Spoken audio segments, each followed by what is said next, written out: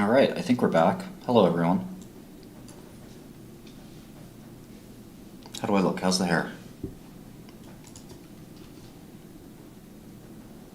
How's the facial symmetry? A little out of whack, right? How's the cranium size? Enormous, I know.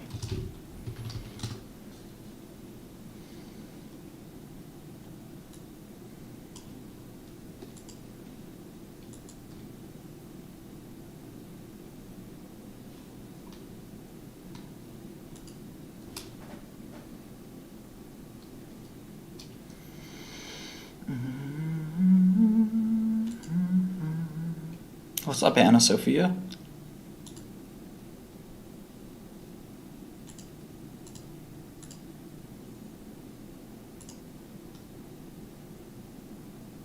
I do music streams. What's up, Amanda? I don't want to waste my time. Alright, let's see. Free Skrelly? I'm free now. You don't need free Skrelly merch. The time for that is over. I guess it could be ironic.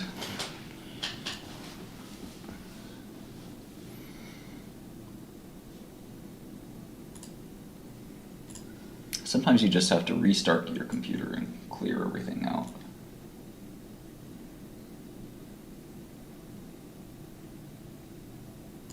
Alright. I don't have an active Twitter at the moment. You can buy my book on Amazon. It's a ChatGPT book, so it's not something I wrote. That would be worth millions. I'm not giving you that. Hell nah. Oh, hell no. We ain't doing that. In real life streaming? What do you mean? Twitter is so toxic. It would turn me into an animal. Yes, I'm 41, so what? So what? I don't know why I'm logging into AWS. I think my mind is telling me to go to work. Do your job, Skrelly. Do your effing job.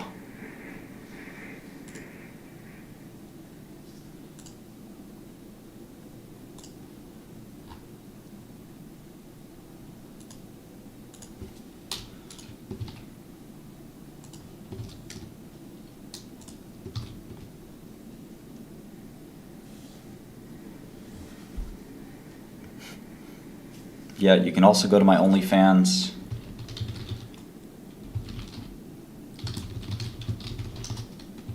OnlyFans.com. Real Martin Shkreli.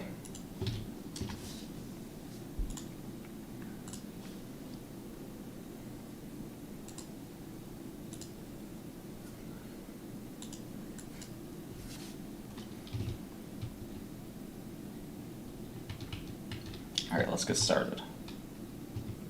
Hey, you don't want to see nudes of me? Then don't go to OnlyFans. I don't care. It's not my problem.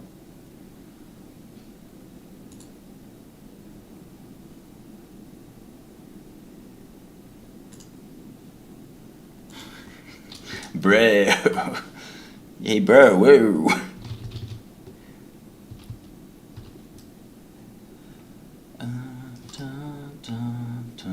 Alright, let's get back to this wearable cardiac ultrasound imager. Sounded interesting.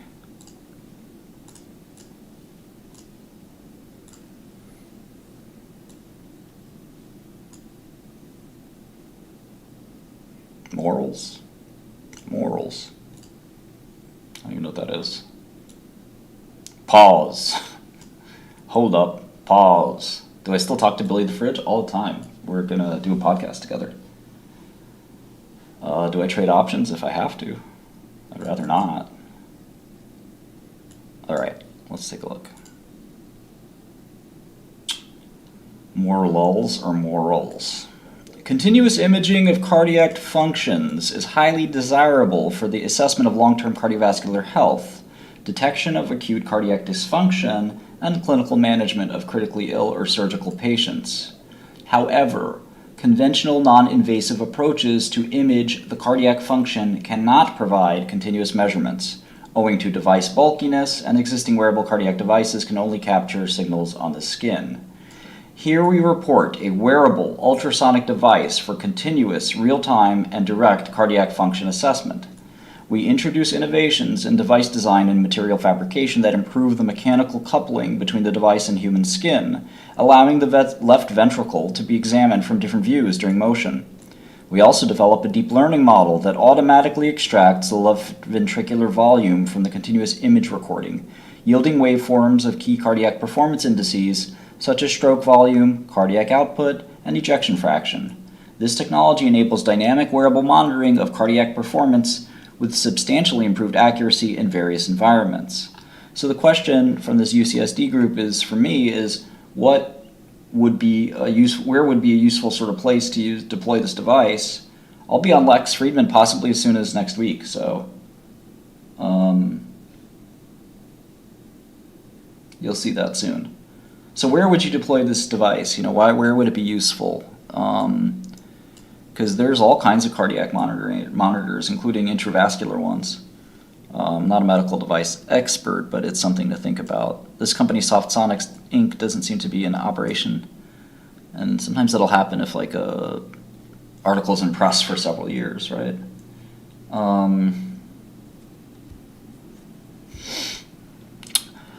The device features piezoelectric transducer arrays, liquid metal composite electrodes, and tri-block copolymer encapsulation as shown by the exploded schematics.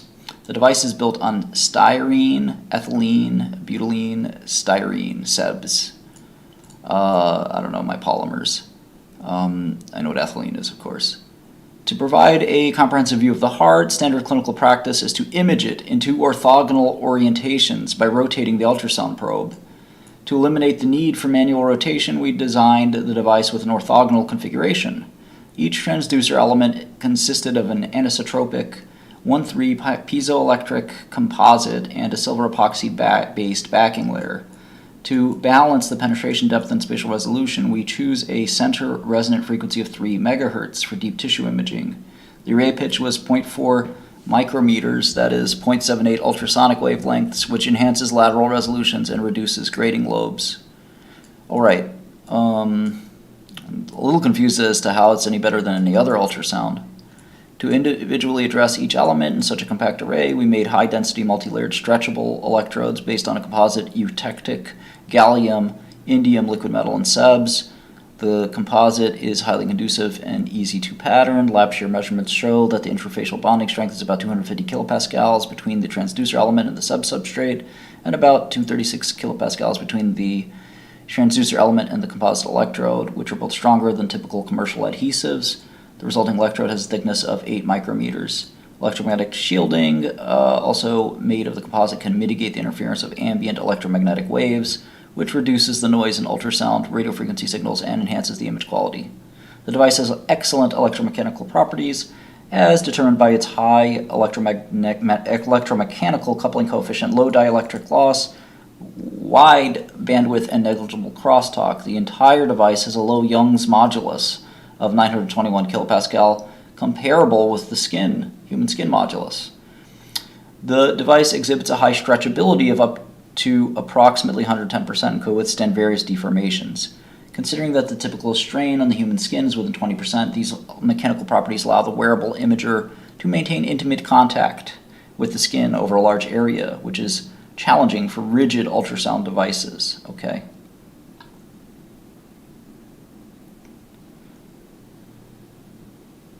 Here's what it looks like.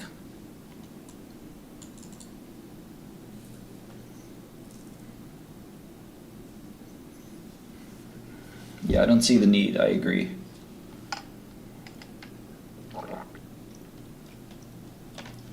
If I had PAH or something, maybe it makes sense, I don't know. Oh, is it that small? That's kind of neat. Maybe I'll connect it to Wi-Fi or something. It's really small. I thought it would be a lot bigger.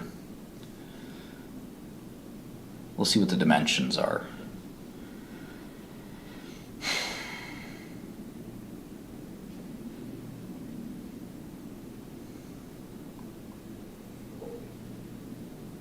I would rather have it if I had PAH or heart failure. I'm not sure arrhythmias. There's other monitors for that. This is ultrasound, so keep that in mind. I don't know, that's just my 2 cents. Maybe you know better. I don't know. Stress echo.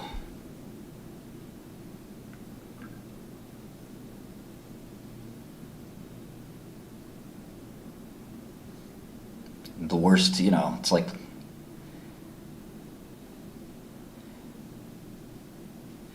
yeah, it makes sense that a wearable ultrasonic patch is better than stress echo.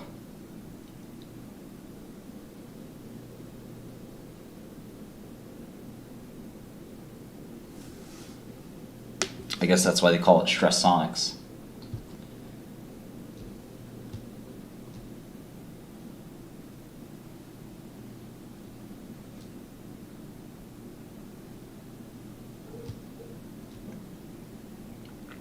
Do I know what the bicuspid valve is? One of my quizzes to hire people is draw a heart. Draw the entire human heart. I've never been paid for a podcast.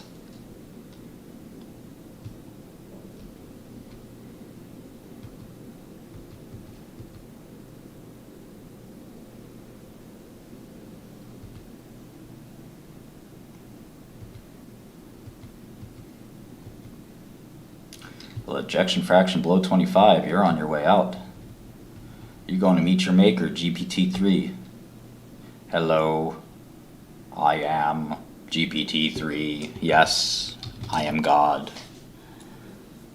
Oh, you didn't know? Now you know.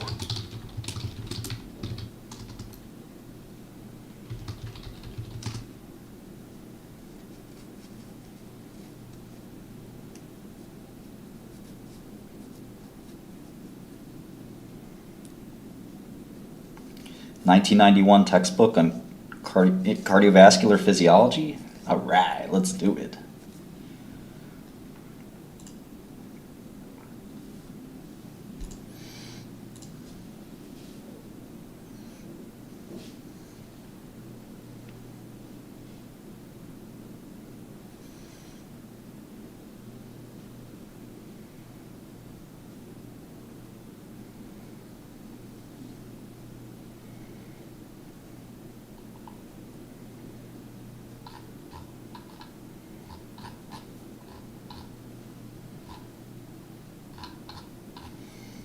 You guys want to look at some heart anatomy? Is that what the request was earlier?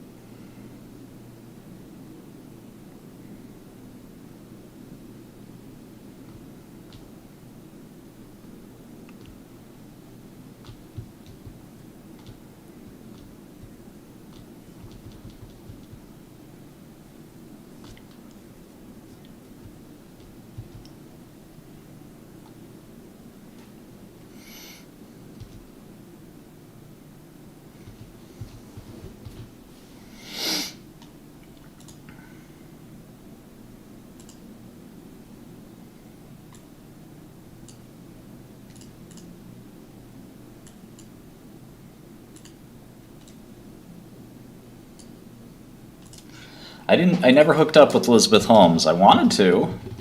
I put out some feelers. It was very cold response, and now we know why. She was with Sanjay Balwani. I definitely made some inquiries. That is what it is, man. Sexy voice, Elizabeth Holmes. What's up?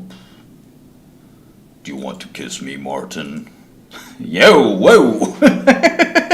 Why is your voice so deep?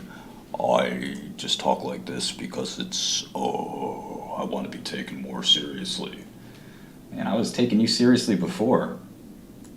The fuck is that?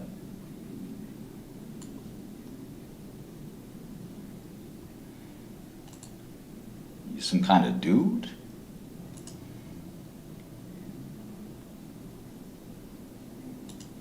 Damn.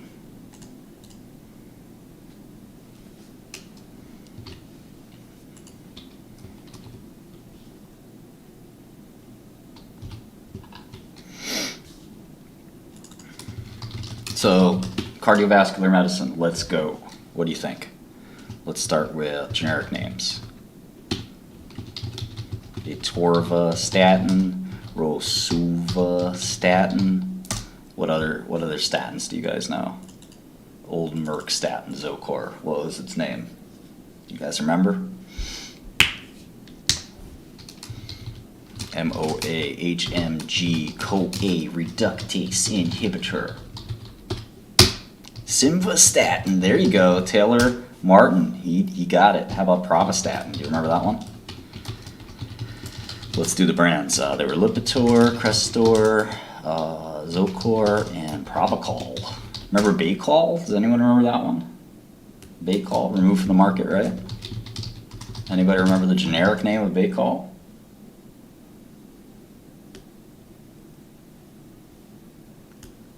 It's a hard one. That's a hard one. Even Shkreli don't remember that one, and I'm the encyclopedia of pharma.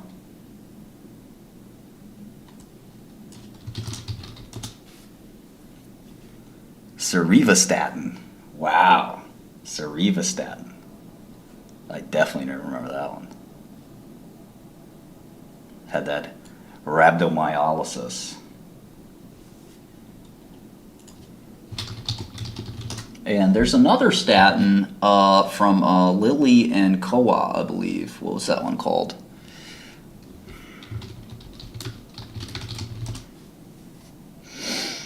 Livalo.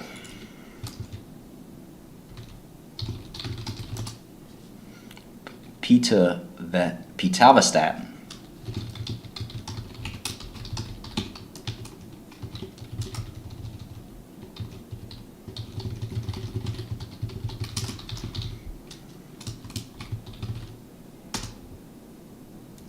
Rhabdomyolysis.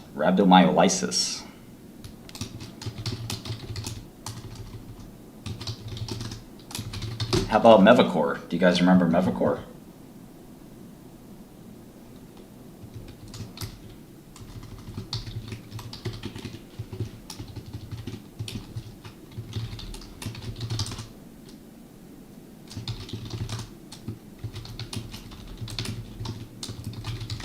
That was, I think, technically the first statin. Lovastatin. Oh man, that brings me back. All right, let's go to blood thinners. What's the most famous blood thinner of all time? I'm thinking of it. Let's see who gets 10 points.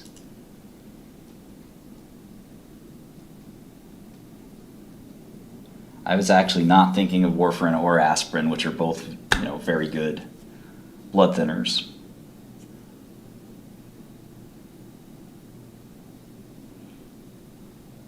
Not an Alapril, not Ticagrelor. Come on. Yeah, Plavix, exactly. Sol Vigilante got it. Clopidogrel. Lovenox is another good one. Clopidogrel. Clopidogrel. Right? Clopidogrel.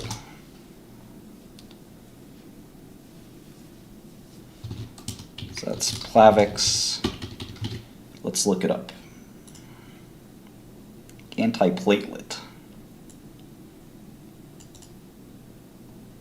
Not exactly a blood thinner.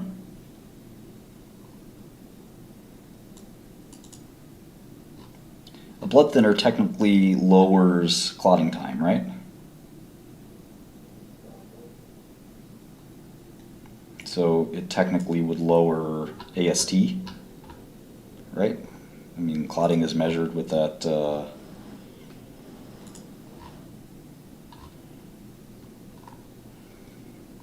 and I do think it does do that, right? But that's the technical definition of a INR. That's it. Thank you.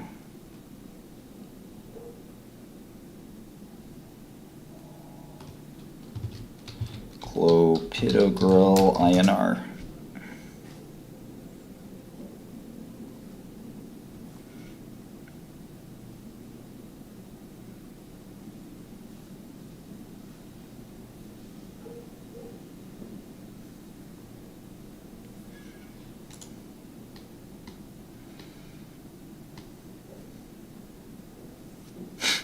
There is some kind of future in it for NFTs. It's not. All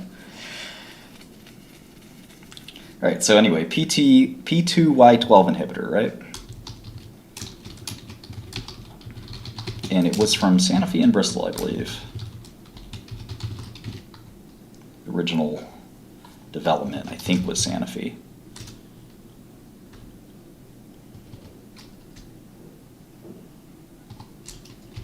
All right. Lovenox, right, is the enoxaparin. And we'll do warfarin. Warfarin was Coumadin, right? Wasn't that the brand name? Coumadin? Enoxaparin was Lovenox.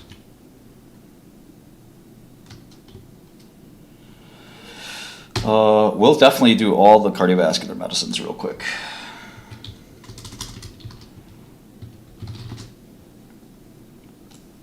All right, enoxaparin.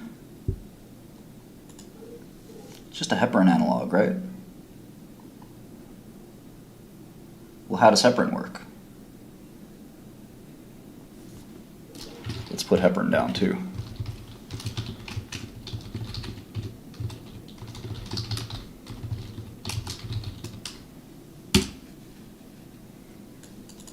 Inactivates thrombin. Oh, there's a lot of heparins. We'll start with those, or should we look at the other P2Y12s? What's the other P2Y12? Anybody know? Background music gets my stream muted.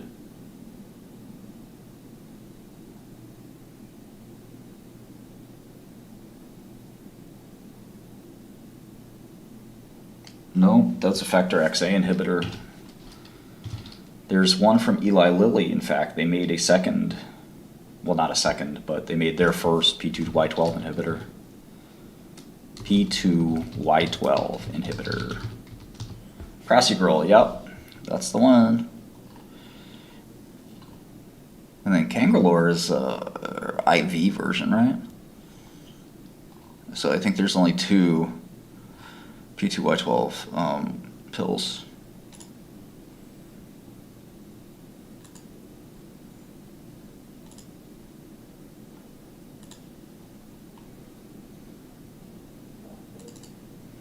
What was the Prasugrel brand name? Anybody remember?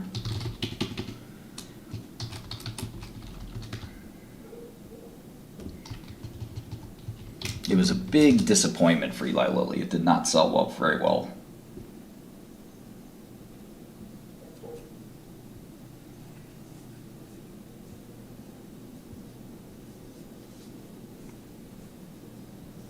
Effient, yep, that's it. It had very little peak sales. What do you think peak sales were for Effient? Gotta go to old Eli Lilly 10K.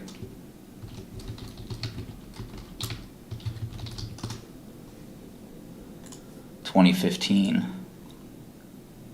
2015, really?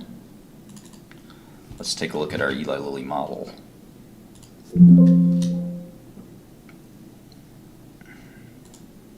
Yeah, I never talk about Pharma, man.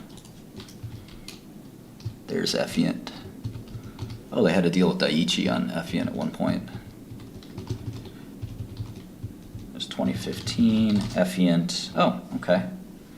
It hit 700 mil. I think they stopped disclosing it, or what'd they do? Did it go generic? Let's take a look at the 2016 10K then.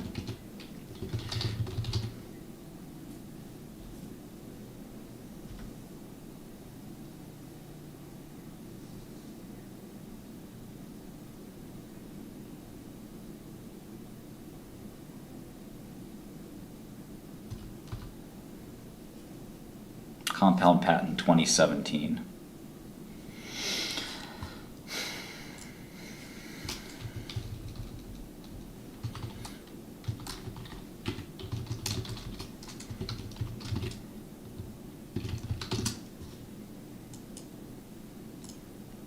Okay. I'd be kind of curious what the 2016 10K said.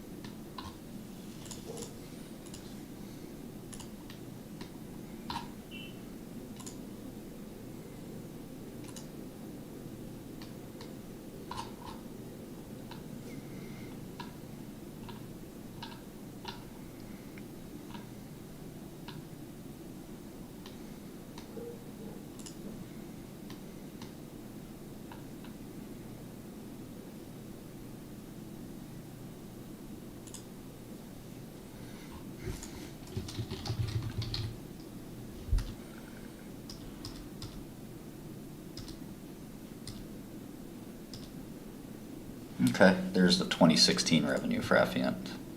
It was 465 million.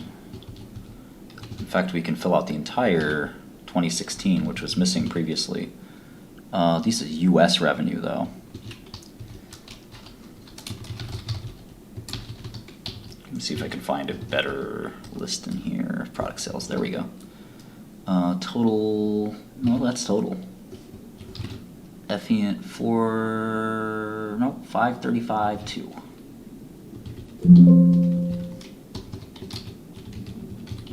Okay, so it was already on the decline in 2016. Was Trulicity out in 2016? Yes, it was. 925.5. And in 2015, it did 248.7. So you can see Trulicity, 250, a billion, 2 billion, 3 billion, 4 billion, 5 billion, 6 billion. God damn. God damn. That's a beast. This shit a beast. Alright, Taltz was not out in 2016. It was just getting launched. Verzenio also was not out. Jardiance maybe was out. 8 on the list. Humalog has been out forever. So 2768.8. Humalog's just a steady cash mountain. Olympta, man. Olympta made way too much money for Eli Lilly. It's supposed to be IP expires. Andre was one of my early analysts. I just started my first hedge fund. So this is a model from, gosh, 7 years ago. So 2015 I was working at a hedge fund. 2016 I started my own hedge fund. So this is Andre's note from 2016. Andre the homie. Andre's out on the West Coast now, I believe. He played basketball at Princeton. Really cool dude. Olympta lasted, Pemetrexid lasted a little longer than anybody expected. Okay. Shout out to Andre. Cialis. 2471.6. Cialis is a big drug for Lilly.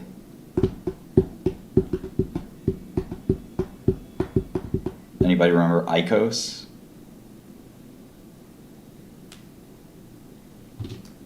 Icos was the company that made Eli Lilly. I'm sorry, made Cialis. All right, there was Forteo. Forteo went generic, which is a little surprising given its makeup. Zyprexa had long been generic, but still selling a little bit in China and stuff like that.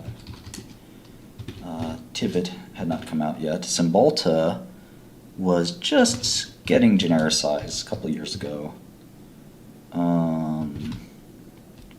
Humulin. Cheap insulin. Cheaper than Humalog. Cyramza, oncology product. Illumient, I don't think had been come out yet. Basaglar, it's kind of erstwhile. Oh no, Basaglar ended up doing alright. Emgality had not come out yet. Erbitux. Man, Erbitux is something else. Erbitux is just struggling. Tragenta. These are some old drugs. Remember Strattera? Oof. Strattera barely, didn't quite hit $1 billion. 854.7, 784 the year prior. These are estimates, actually, not actuals.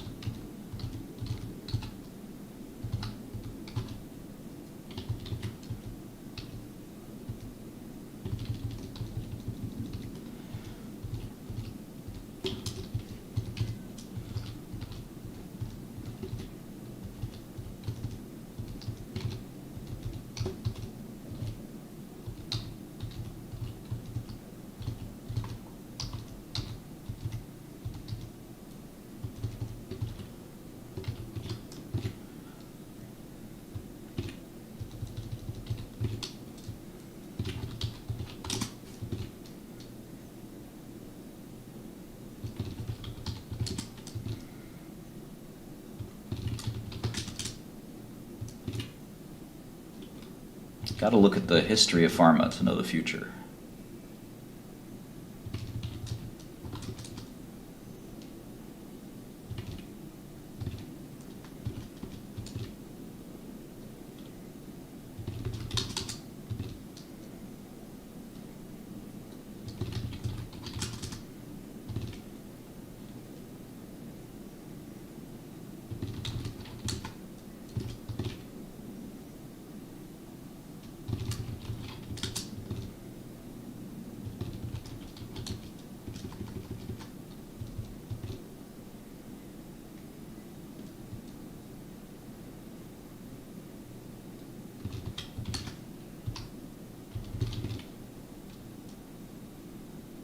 So Effient hit at peak 535.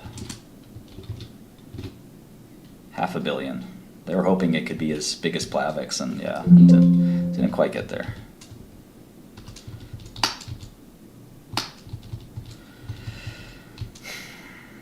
So we got 1, 2, 3, 4, 5, 6, 7, 8, 9, 10, 11, 12, 13 different drugs here. Let's see how much was listed in the K. 1, 2, 3, 4, 5, 6, 7, 8, 9, 10, 11, 12, 13. Cool. And we also had animal health. Let's put in animal. I am animal.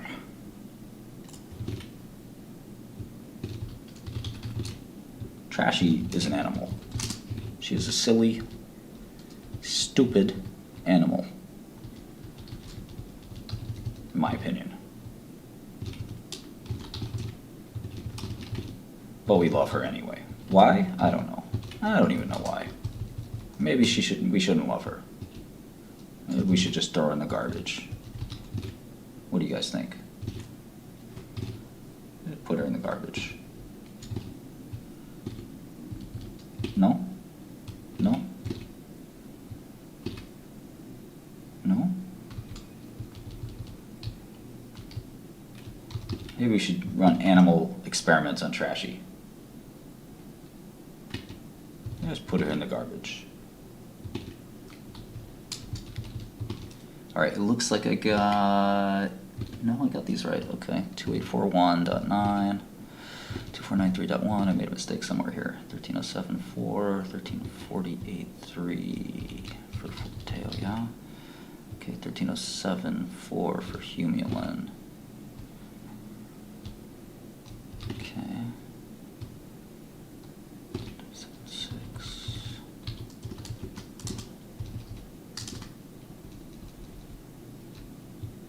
Okay.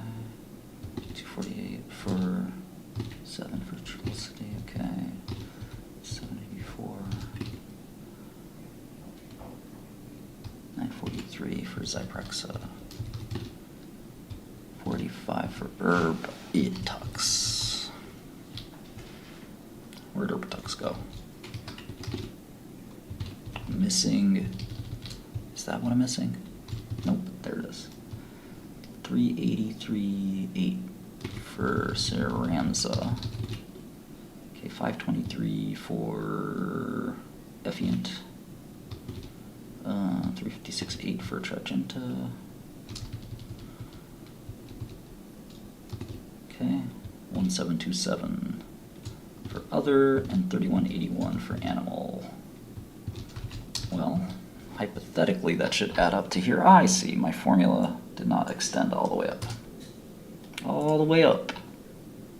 Okay, cool. I guess while we're at it, we can look at the actual financial information. What do you think? Oh, look at Avista. Remember Avista?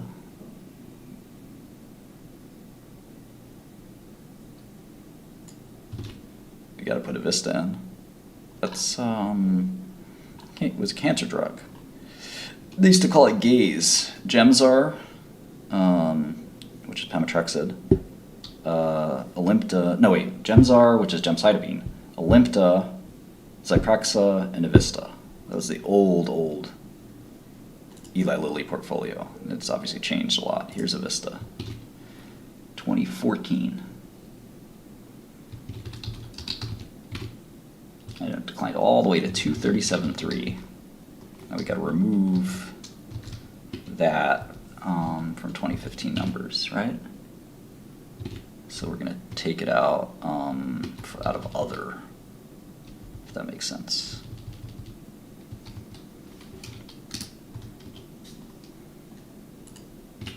Okay.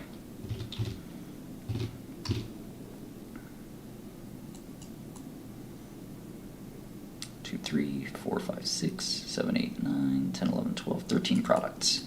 So something got swapped out, right? So instead of Avista being there, they put in like one of these, maybe Humulin Cialis Olympta, Forteo, Humulin, Cymbalta, Forteo, Humulin, Cymbalta, Zyprexa, Strattera, Effient, Zyprexa, Strattera, Effient, Trulicity, Strattera, Zyprexa, Trulicity, Zyprexa. Okay, I confuse. You know what might be easier? Just take this.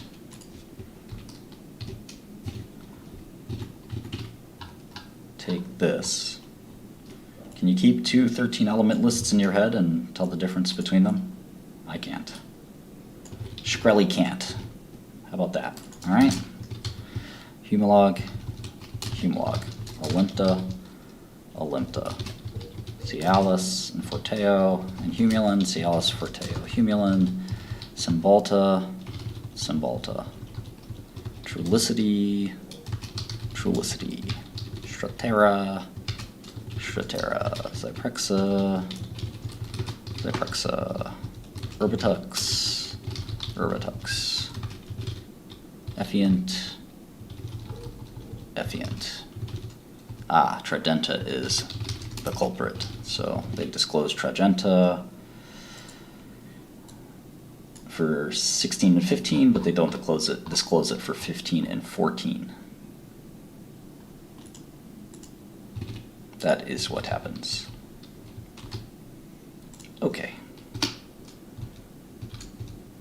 Trulicity was 10 million in 2014, so almost nothing. Humalog was 278.2. Olympta our old friend.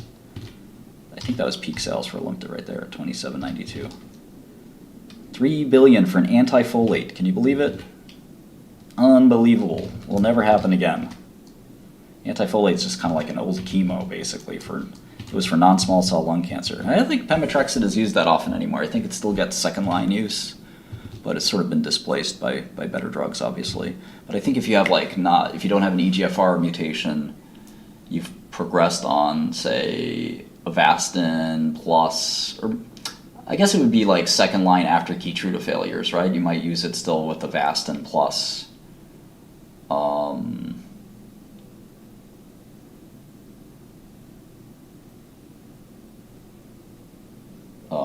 pemetrexed plus chemo. Anybody know if you still use pemetrexed? We're gonna put Trashy in the trash. She's a little trashy baguette. You gotta protect her? Yeah, you have to protect her.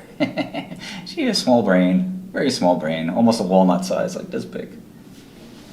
All she knows in that little small brain, this big, is that she's furry, she loves mama and dada, and of course my sister, and that's it. She likes tuna, she smells fishies, that's about it. That's pretty much it. She knows how to purr if she's happy. Purr, purr. The Introduction to Cardiovascular Physiology. Only 281 pages, real quick read.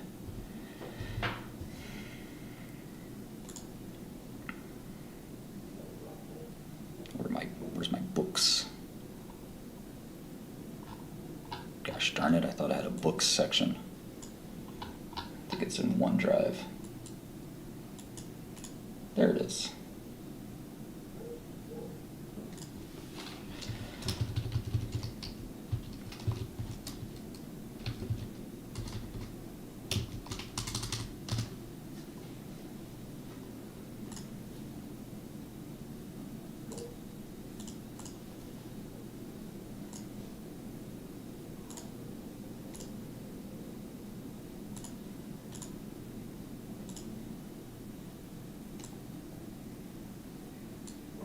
Oh man, that Pfizer dude. Here, okay, we gotta watch that. You're gonna get my react vid. All right, here's my react vid of the Pfizer guy. Project Veritas Pfizer. All right, there's a lot to unpack here. A lot of conflicting emotions. Really crazy. I don't know what to say. So much. They didn't ban it. They didn't ban it.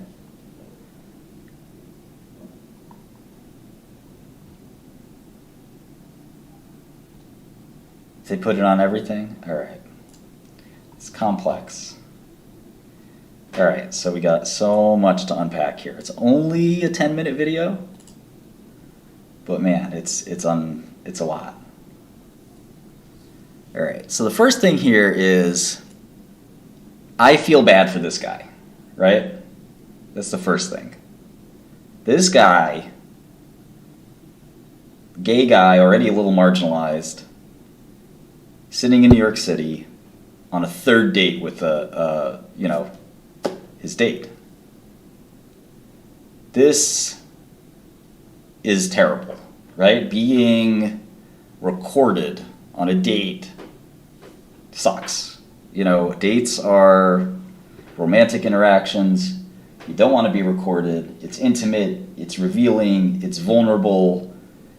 Being recorded on a date, that's horror. I mean, it's just terrible. What the heck, Who would want to be on recorded on a date? It's supposed to be private, supposed to be raw and emotional. Why would you want to be recorded on a date? Really terrible thing to do, right? I've never been recorded on a date as far as I know, but and I don't care if I was, because I don't do bad things on dates. I'm not a scumbag. Any woman that knows me knows I'm a gentleman. I've never touched a woman inappropriately. I don't think in my life had an advance on a woman that was rejected. And maybe that means I'm too timid and I don't move forward enough quickly with women. You know, I was brought up right, raised right, and know just how to look for the quote-unquote green light. When a woman gives you the green light to move forward, I move forward. So I don't advance too quickly. You know, I know just the right speed. So I don't mind if I ever got recorded on a date. Now, I would mind in the sense that my privacy was violated.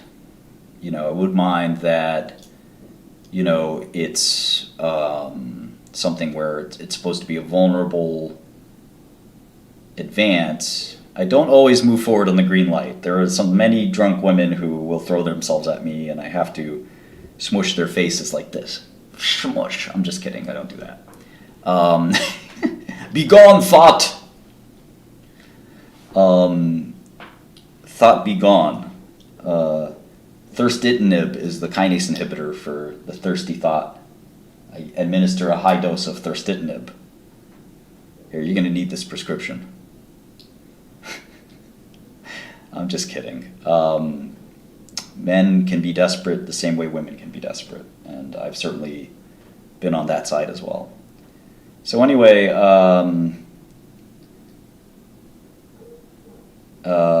you know, sometimes you're not attracted to a woman, even if other men feel that woman is extremely attractive. It doesn't work for some men, right? Everybody has something that they like, right? So that's fine. Anyway, let's move on to this guy. So this guy's on a date. Obviously, his sexuality is different from mine and maybe a lot of other people's, but it's what he prefers. It is what it is. He's on this date. He's hoping to see if there's a romantic connection. And the person he's supposed to be having a romantic connection with is actually has no interest in a romantic connection. That person is only interested in his status as a Pfizer executive. So I think that's pretty deplorable, pretty terrible. Somebody that you know, is recording this man's most vulnerable moment for profit, basically. And I don't see how Project Veritas could profit off of this. We'll get to the content of the video in a minute, but I still think it's a low level. Yeah, it's a fairly low level.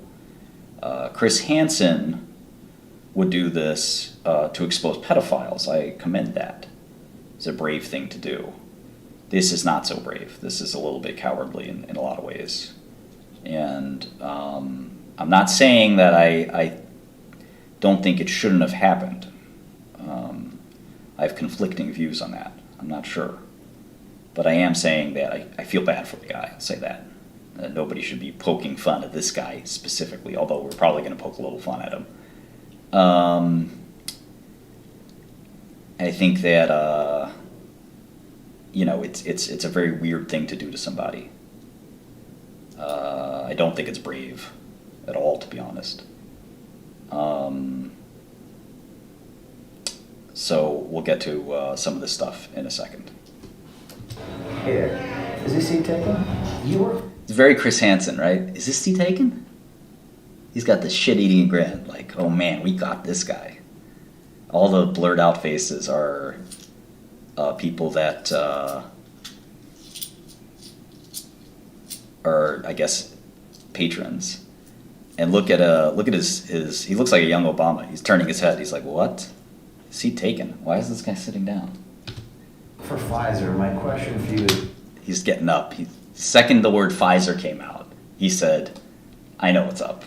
Why does Pfizer want to hide from the public? Now, this was weird when he said, why does Pfizer want to hide from the public? And I have to break that down kind of intensely. He's not wrong. I'll say that. He's not wrong. But the word hide from the public is a little bit, is very loaded. It doesn't comport. because there's a couple of problems with that word. The implicit problem is that he says, why does Pfizer want to hide from the public? And it implies that internal research at Pharma is normally revealed to the public, which is not. So there's this implicit, like, why does Pfizer want to hide from the public? Well, Pharma doesn't reveal its research methods to the public on an open access basis regardless. So the implication is, no, we reveal everything, but we're hiding this. That's not the way pharma research works, right? That is not how it works. mRNA is not poison. Come on. That's silly talk. I have to make videos that explain how medicine works, help people understand. It's normal for a pharmaceutical company to keep its research behind closed doors. That is very normal. That's been happening since day one. That there's nothing new about that. There's nothing that's changed about that. You go into Apple's headquarters and you ask them, sorry, I'm just giving some timeouts. I'd encourage you guys to listen and learn something.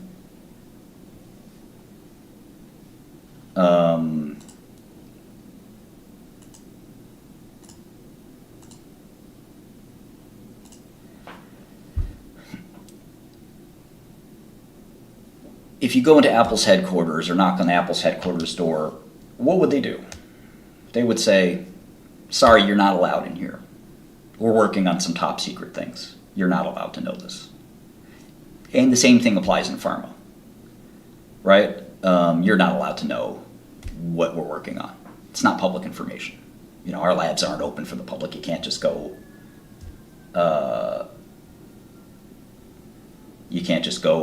go off and run around to research labs. It doesn't work.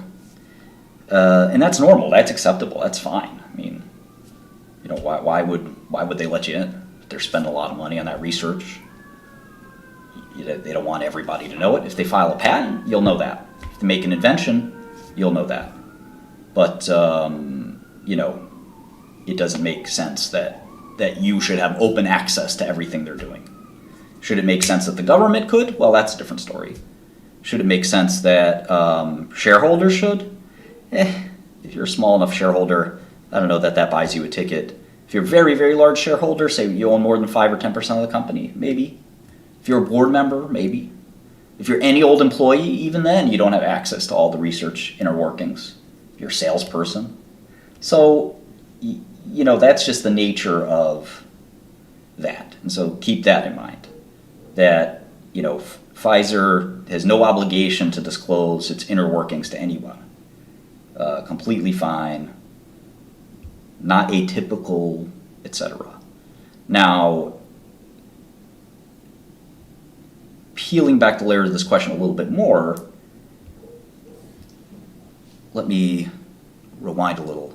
Let's go back to the question. Here, is this seat taken? You work for Pfizer. My question for you is, why does Pfizer want to hide from the public the fact that they're mutating the code? Okay. Why does Pfizer want to hide from the public? So another dimension you can look at this question, which is important, is not just the way we answered it before, but a new dimension, which is if this activity, which we'll talk about in a second, were to come to public light, would Pfizer want to do that? And I think that that's where this question gets interesting, which is, well, if you went into Eli Lilly's laboratory, or perhaps, you know, GSK's, what's up, Lumi? Or if you went into Johnson & Johnson's lab, or Merck's, most of these companies, they don't have a lot to do with COVID the way Pfizer does.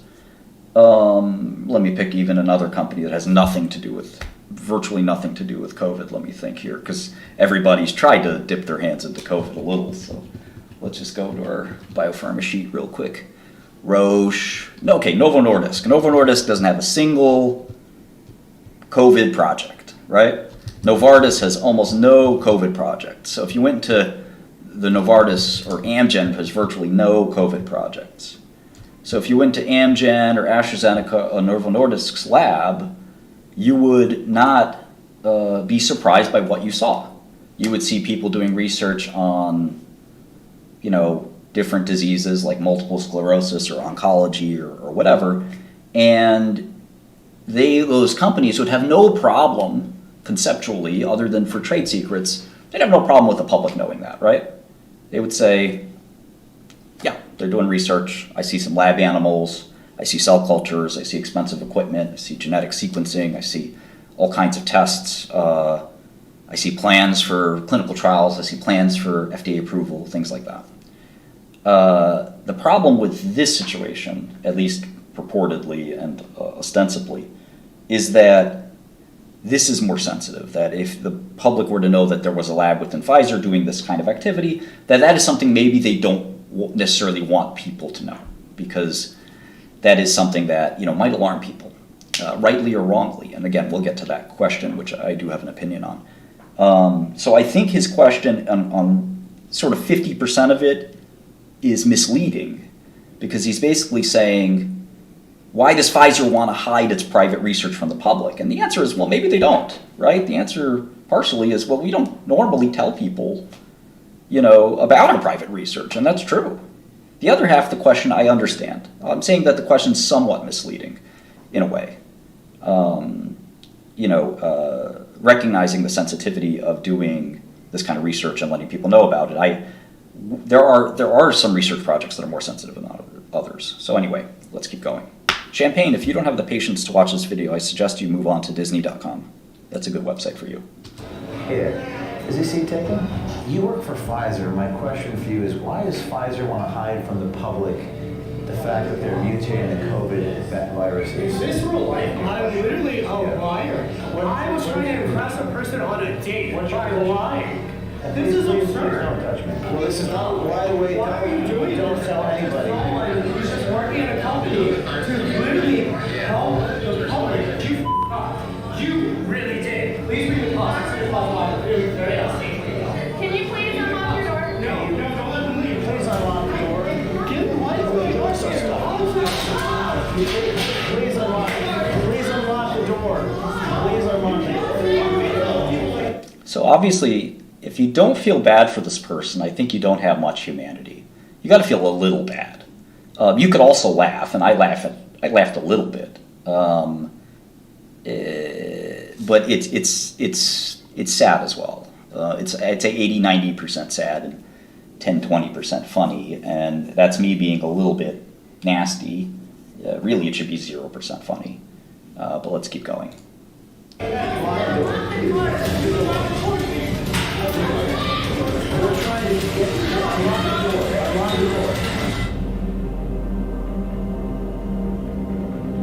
He is not very high up at Pfizer. Why do not want the public to know that you Okay, so like I said, I think it's really kind of disgusting to sort of record somebody without their knowledge on a date. The reason they were grabbing each other there was because I think that it is real. And I do think he lied on the date. I basically believe what he's saying here, and we'll break it all down in a second. But 827 is 100% right. I mean, basically, when I was younger and more insecure in hedge funds, I tried to tell girls that I was James Bond. I was flying around the world interrogating CEOs. If they didn't listen to me, I would force them to do what I wanted, or I would fire them. I mean, it's not too far from the truth, but I left out the number crunching all day part. I left out the nerd parts. I made it sound like, I was literally James Bond. So if you don't lie on dates, that's great. But I did, at least in the past. They had a scuffle over the phone and the iPad. That's why there was a little bit of a debate or a fight there. So anyway, I feel bad about that. I think that, this guy goes into this state thinking it's a romantic endeavor It's not. It's a whatever stick up. I do think it's real. I think his reaction again is somewhat humorous, but very, very pathetic as well. I'm kind of surprised he didn't just start crying. Like, it's such a terrible situation. Look at this hidden camera. This guy's pretending to be gay, possibly. Maybe he's really gay. We don't know. To get in. This is a third date. God knows what the first and second dates look like. You know, this is not a bioweapon intended to take lives. Don't write stuff like that. That's insane. You lack a basic understanding of medicine. And I'm not some Pfizer shill. I actually made a big statement against Pfizer in 2015, I believe. So I believe his reaction. I know some people don't, but I believe it's real. Anyway.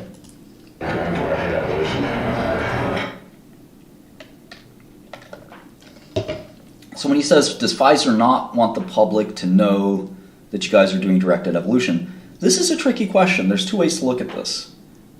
And I think the weird reaction that a lot of people are having to this, which is the wrong reaction, and some people are calling it the right-wing reaction. I'm right-wing. I'm Republican. I'm a 100% Republican. I've always voted for Republicans. I've given money to Republicans. I go to Republican fundraisers. I'm not a Democrat.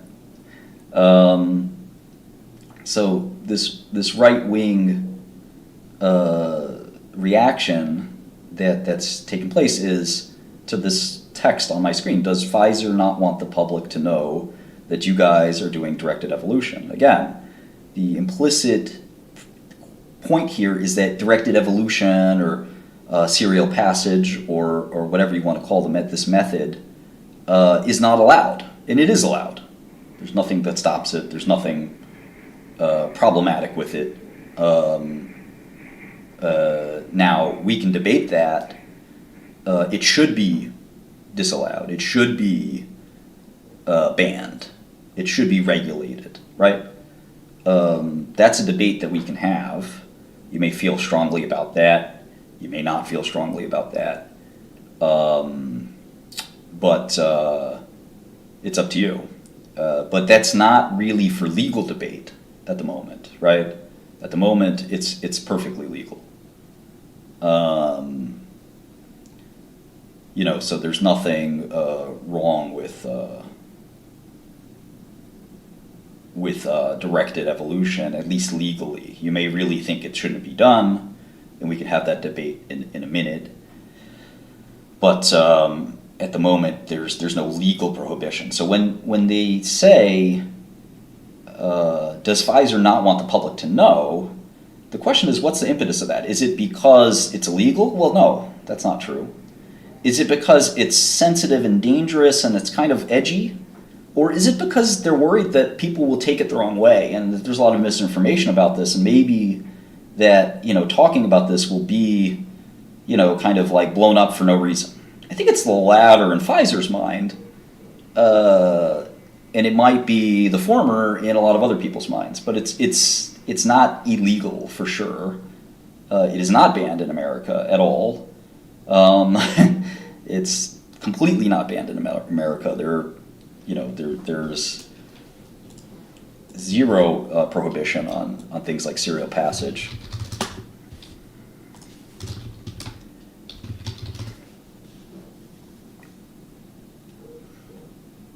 Let's look at some recent work on this stuff.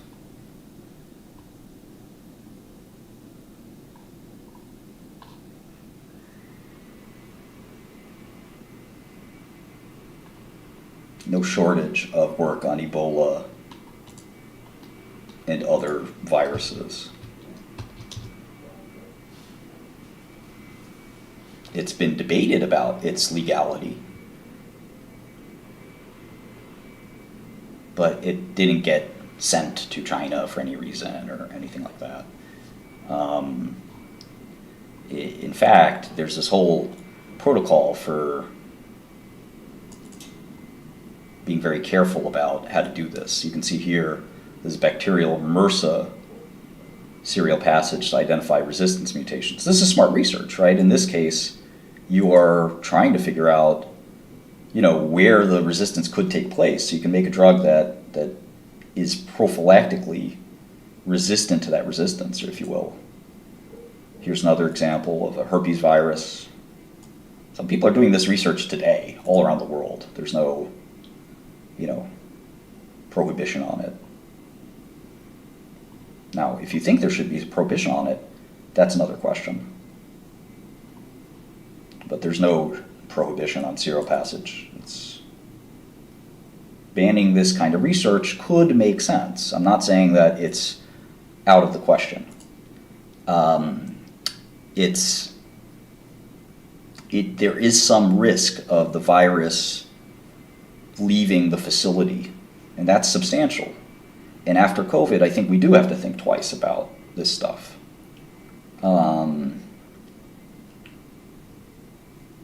Again, I don't know for sure one way or the other. It's kind of past my pay grade in a lot of ways. Does the risk justify the benefit? Should it be sent to an approval committee? And sometimes these things are sent to approval committee. There's an IRB in a lot of research institutions, but I don't know. I'm not sure. But the point is that we don't have a gain of function ban or anything like that. Gain of function is not banned. So that's what gain of function is. It's literally, directed evolution, serial passage, etc. There's no ban on gain of function whatsoever. That's a misunderstanding.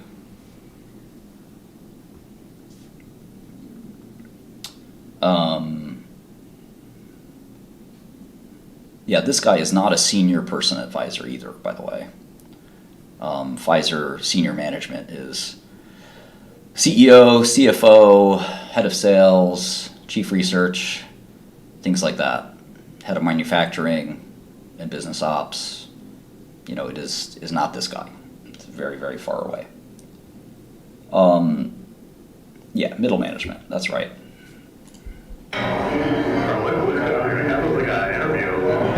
This is the funniest part, where he thinks he's getting flashbacks to basically the videos he's watched of Project Veritas. So he's literally asking the guys. He doesn't want to talk about work, right? He's on date. And he keeps saying, so why are we back on this topic?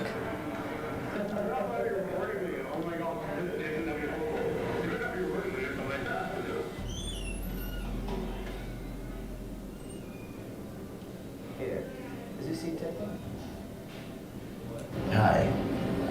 You work for Pfizer. My question is, Oh, no. why does Pfizer want to hide from the public the fact that they're mutating the COVID viruses? Is this real life? What is happening here? Why? What is going on here? This is absurd. Why does Pfizer want to hide from the public that they're mutating the COVID virus? Oh my God. You're on video. You're on video. What Mutating is the COVID going virus. on here? I need to call the police right now. This is. And I know this is Pfizer, so I don't know what's going on. I don't know what's going on either. This is ridiculous. So you're on video. I'm a journalist. Bro, first of all, I'm literally a liar. He's on. So if I were him, I would just say, okay, let's sit down and have this discussion. I'm not authorized to speak on behalf of Pfizer.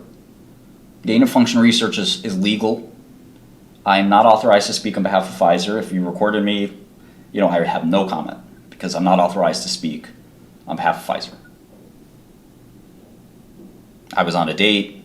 I assumed this was confidential. I think it's really bad form to record somebody on a date. My comments do not reflect Pfizer at all. I have no further comment. That's it, right? I mean, that's all you got to say. It's not that hard. But of course, in the heat of the moment, it's very hard to be that poised, right? And he does say he was flexing for the date, But you also get some training in corporate media, or you usually do, to be somewhat prepared for that kind of stuff. On video, you're saying we're exploring how the virus keeps mutating. I mean, we're exploring how the virus keeps mutating. Sure. I mean, they literally, you know, that's their job. There's nothing wrong with that. One of the things we're exploring is, why don't we mutate the virus? So, please do. The cops thing is again very strange. Like, his freak out probably should have stopped here. And the best way to figure this out is to interact directly. And O'Keefe is a fast-talking, kind of intimidating kind of guy, and he is waving this gotcha on this guy, and all this guy's got to realize is there's no gotcha here. He may have inadvertently disclosed corporate information he shouldn't have, but you know, I think if he remained poised, the people at Pfizer would have said, all right, listen, we understand kind of what happened here. You probably shouldn't have disclosed that information. And they may fire him, but because it's irresponsible to do that on a date. But at the same time, you know, it's I don't know. I feel like, again, mixed feelings. On one hand, I'm sort of amused. On the other hand, you know,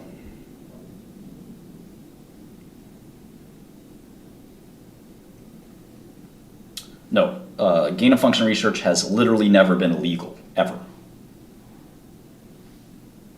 You know, please stop spreading misinformation.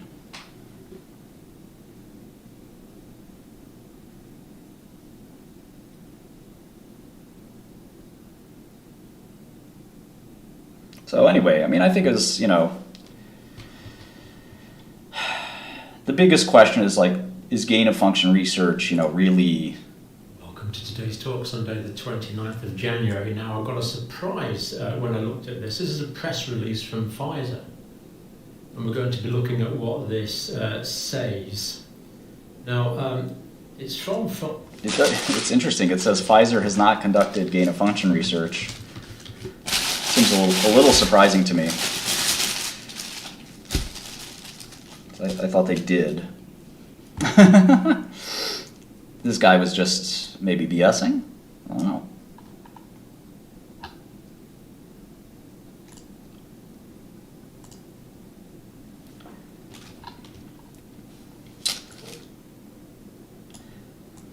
Has not conducted gain-of-function or directed evolution research.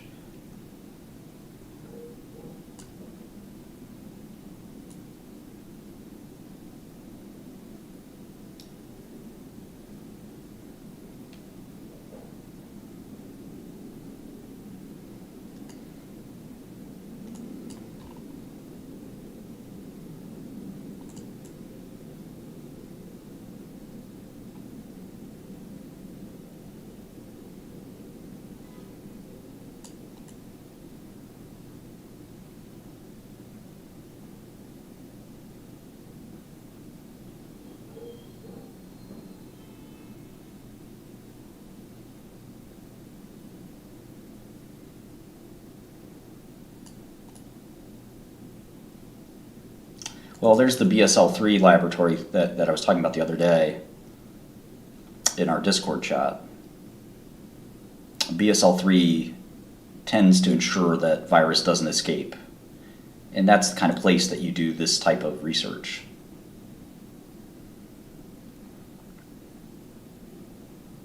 Yeah, you can make a link, Quantumist, you're welcome to. I think he wants to do gain-of-function research because it's cool, but the company's not lying. I mean, to me, it depends on how how do you phrase gain-of-function. So, to me, this Pfizer statement's a little misleading. In vitro work doesn't mean it's not gain-of-function. I mean, just because it's not in vivo doesn't mean it's not gain-of-function work. So, you know, it's a little bit of a dodge to say, oh, that's in vitro work. Well, and you can see that they're not, they don't stop here at this paragraph. They stop with the paragraph, it would be like a flat denial, but they kind of say, well, we do some work. And that's why they mentioned the biosafety level 3. BSL 3, I did get the vaccine Lumi. BSL 3 is a very, think about it as like Fort Knox or like a high security prison instead of medium or low. It's a really, really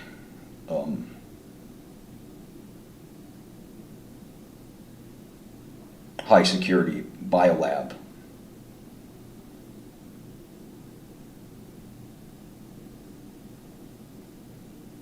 Pfizer is trustworthy. I don't think that they'd lie on their website, CXCon. I don't think you really understand the way corporate communications works. Have you ever worked at senior management of a publicly traded company? Don't make me get mad, man. If I get mad, you turn me back to the old Shkreli.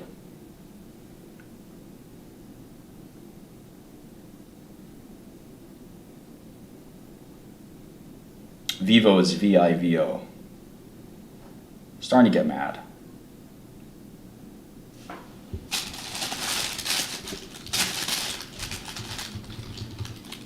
Yeah, so how could a company lie in a public statement? Do you really think that's a good idea? Companies do that routinely? It's an SEC violation. Good jail for that. Believe me, I know.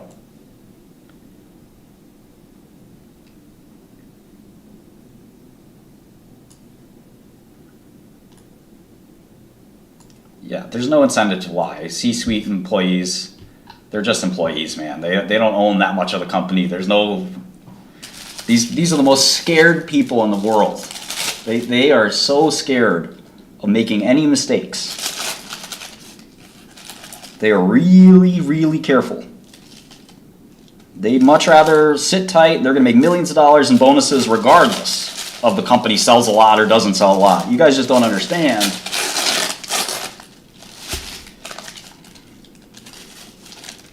how that works.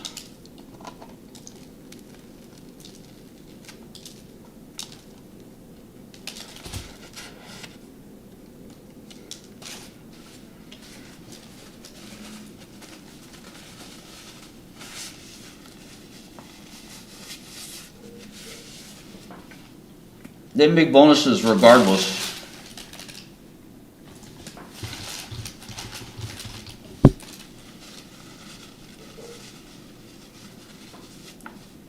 Mr. Hasselhoff is right. Almost no one inside a big company actually cares about the company.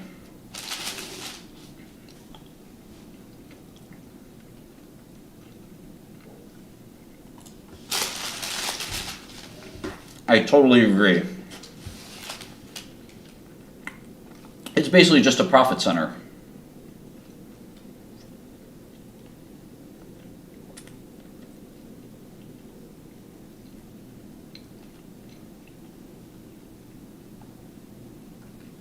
They don't care about the profits. Entrepreneurs care about profits.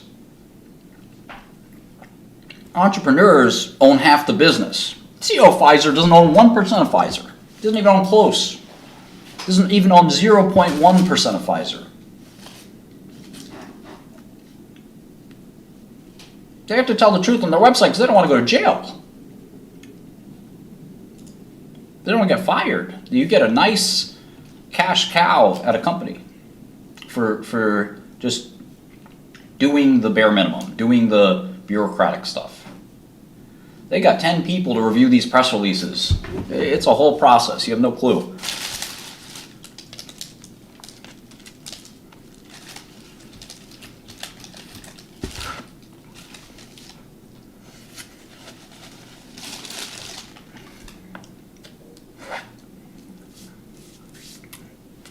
Pfizer is not too big to fail. Not even close.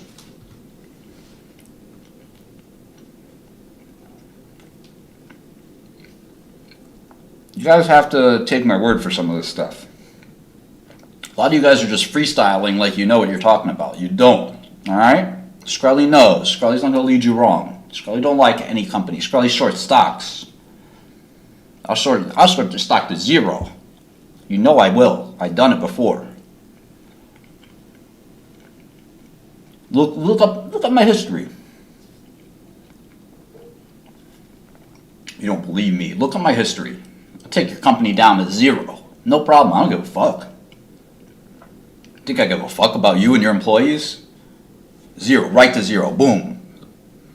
So, if I have any problem with you or your vaccine, there's an issue, I'm trying to get that bread. I make money on that short. Look up short selling. Look up Scully. You'll see. How many companies tried to sue me, tried to have me killed because I shorted their stock? Look up Nvidia or Neoprobe. I made their stock go down 50% in one day. How'd you like to wake up? Sir, there seems to be a problem here. What's that, Sally? Well, it says that our stock is down 50% because Martin Shkreli is talking shit about our company. What? 50%? Our stock got cut in half because some nerd in New York? What? Made a blog post? He made a fucking blog post and our stock got cut in half? Who the fuck is this guy? So I don't give a shit about any one of these companies. But I think a lot of these like conspiracies around the Pfizer vaccine are just silly. When there's a real conspiracy, we'll be here. You know, but you gotta have the ability to tell a real conspiracy apart from a fake conspiracy.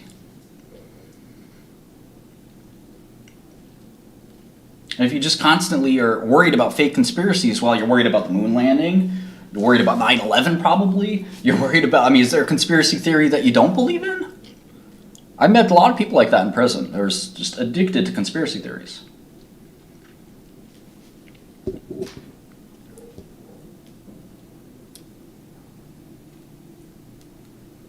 Amazon RX Pass. Oh yeah, I got one in the mail.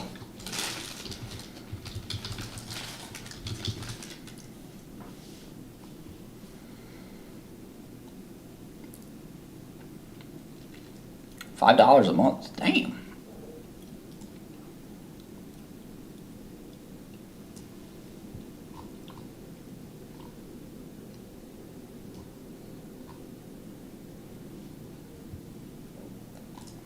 I'm glad I'm not the first person to expose Mark Cuban.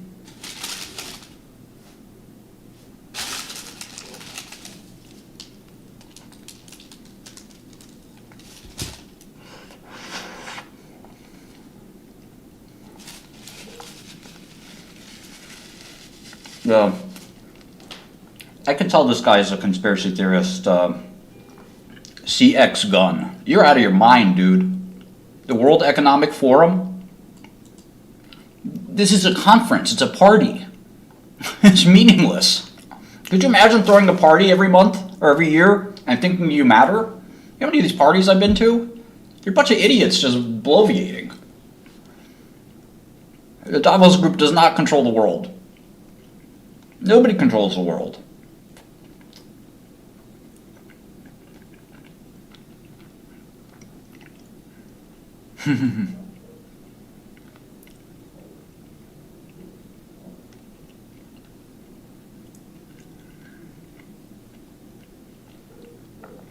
The world is a dynamic function that's got an enormous number of unforeseen variables.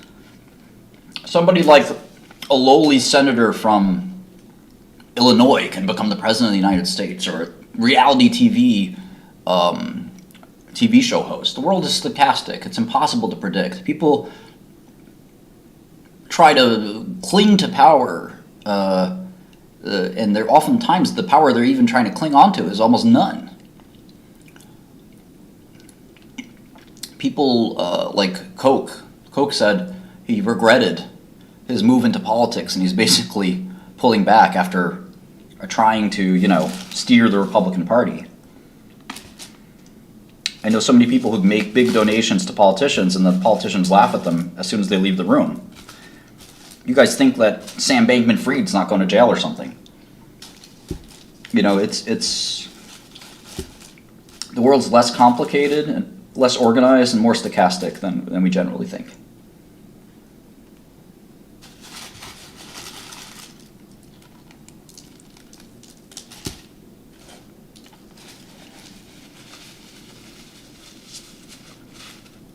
They definitely laughed at SBF. There's no politician that's going to take a 28-year-old kid who just made all his money very seriously. They're going to wait at least 2 or 3 election cycles to make sure that he's got real lasting money. Because they see this every cycle. Some moron just sold his company and wants to blow a bunch of it on politics. But they'll take the meeting. They'll take the dough. No doubt about that. I ain't listening to them. You think this is the first time a politician got approached by a newly rich guy? No, not the first time. Not going to be the last time.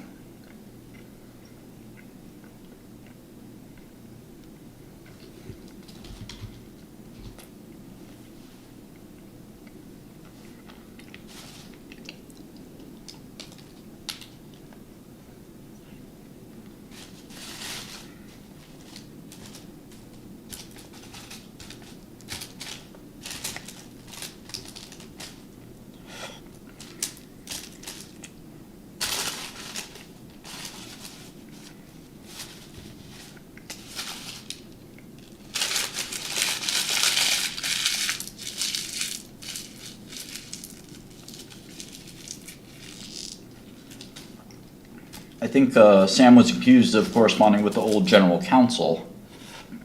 It's kind of a no-no. If you're going to correspond with one of your co-conspirators or former witnesses or whatever, you might as well, you got to do it with somebody that's not going to snitch. Clearly, the person that he tried to correspond with went straight to the feds. Hello? Yes, Mr. Prosecutor? Do I have a story for you? I'm still not in trouble, right? Okay, good.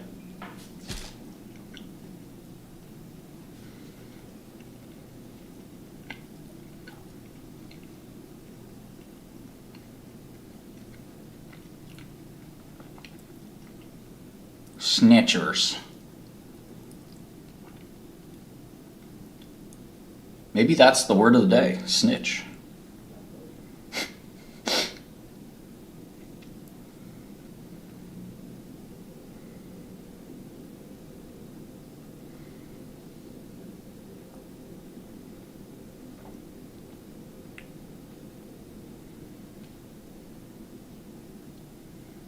If I'm Sam Bankman, I'd just go with the classic Bloods look.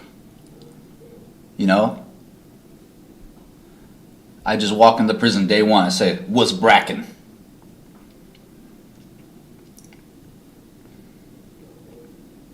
Hey, yo, what's brackin', B? And like a bunch of blood dudes will look up like, huh?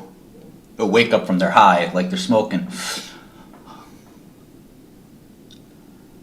Did Broski just say that? Damn. Bam Bankman Breed. 100. I was in prison for 4 years, thank you. Snitches don't go over very well in prison. But Bam Bankman Breed, if he doesn't go blood, the only other way is white supremacist. And you know if he goes blood, the white supremacists aren't going to fuck with that either. They're going to be like, who's this white boy? Trying to be with the blacks. That's the way they talk.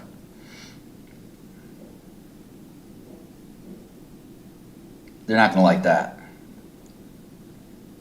And then they're going to say, oh, he's Jewish? What?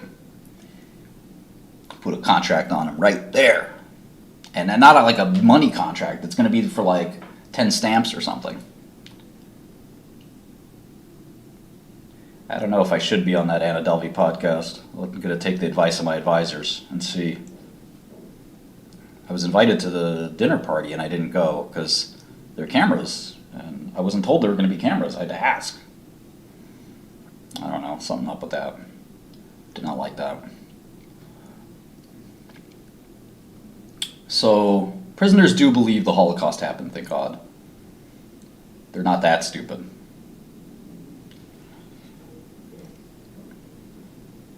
Yeah, I think he's got a tough choice. He can go white supremacist, but he's Jewish, so that's tricky. Or just go Bloods. Bloods is good. Or third choice, he can go Muslim. He could go Muslim. Another possibility. Assalamu alaikum.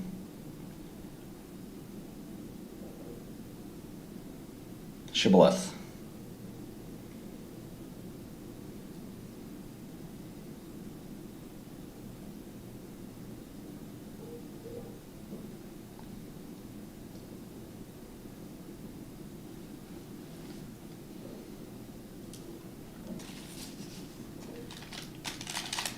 He won't be running the maximum security prisons. Those guys don't give a fuck about who you are.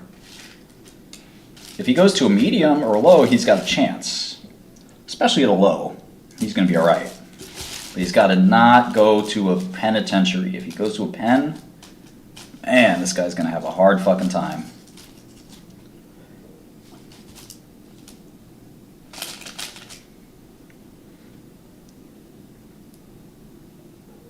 No, you can't hide in the library. I don't know. I don't think he's going to go to a low because he's going to have too much time. They don't let, if you get a life sentence, you can't go to a low. You're not allowed at all. If you get 30 years, you start in the pen. Let's not make fun of rape in prison. That's a serious issue. I really don't condone rape for anyone. It's a heinous crime.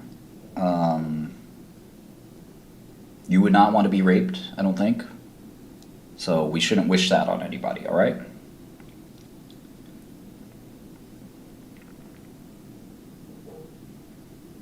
Penitentiary often has violent crime, both rape and murder, and assault, of course.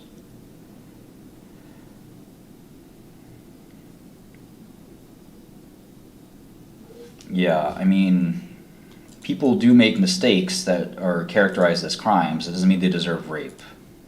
So I'm going to be banning anybody that thinks that's funny. Or any anti-Semitic comments. You guys are hide on the internet, but you're cowards in real life.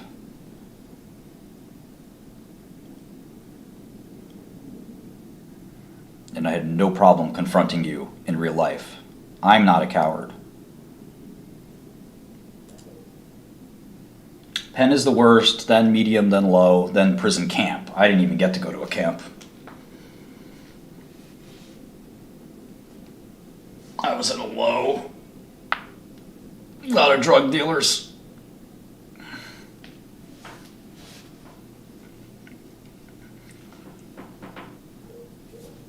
Yeah, it's a little like band camp. Federal prison camp. FPC. All right, what is this word? Let's see. Is it? This is a tough one. I gotta think the U is involved.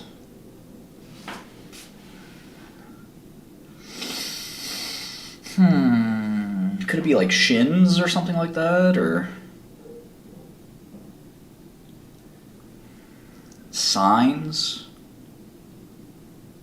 sings? All are legal options here.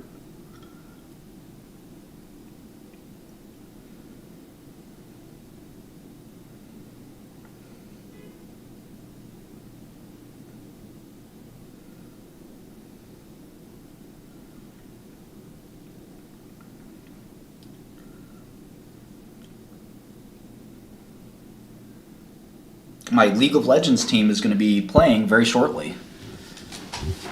I hope you guys watch. It's called Godel Gamers. Be really excited.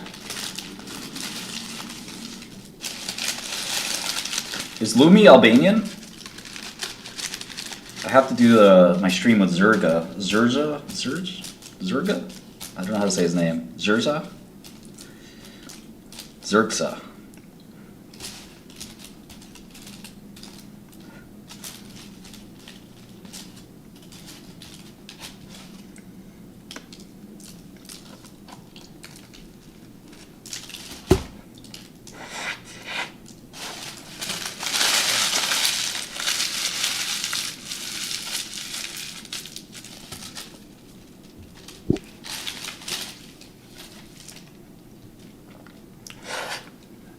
The team is actually 2-0. See if I can find the tournament link.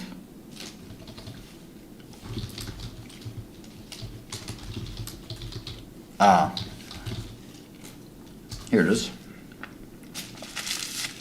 This is the North American Challengers League qualifier, and we are the head of the brackets with 2 wins and 0 losses. Really excited. Where are we? Godel Gamers.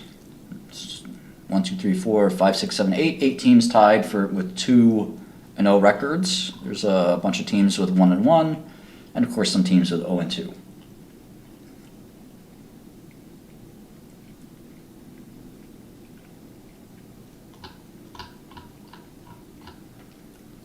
There'll be 3 games today, so the Swiss second round will be over today, and then there'll be brackets. Looks like we're basically guaranteed a berth into the next round, unless maybe we lose all 3 somehow.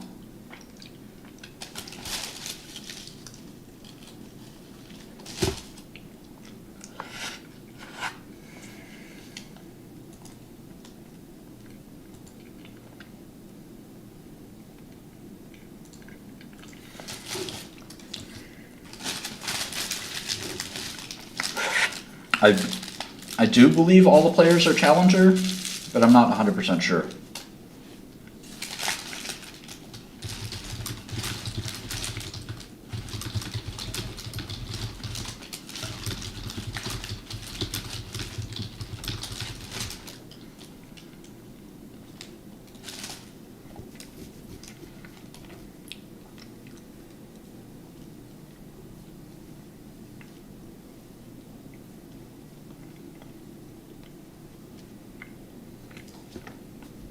Well, the word doesn't start with S, so that's an important point here. Probably ends with S.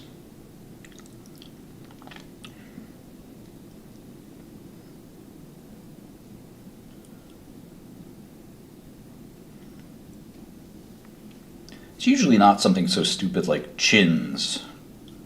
Chins technically would work here, but it's hard to believe it would be chins.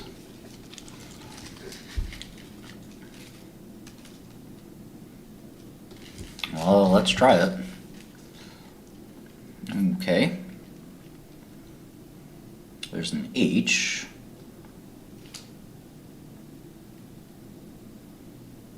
H-I-S.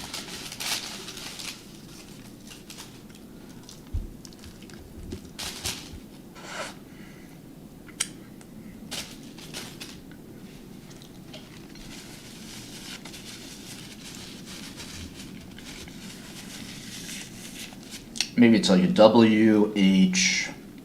Well, the H isn't in the second, so the S is somewhere in the middle.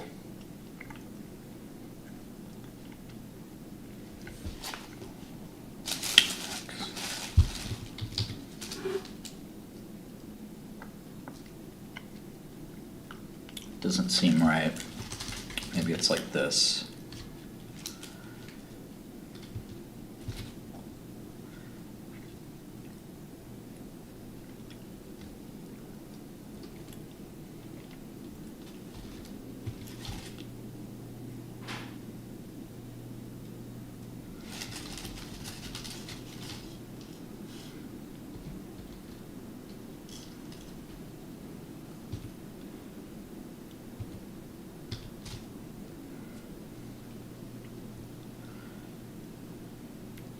Knish? No.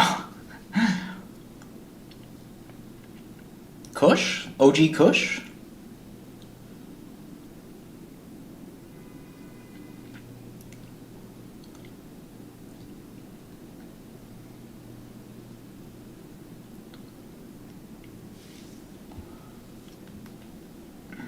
Bish? Your mom's a bish?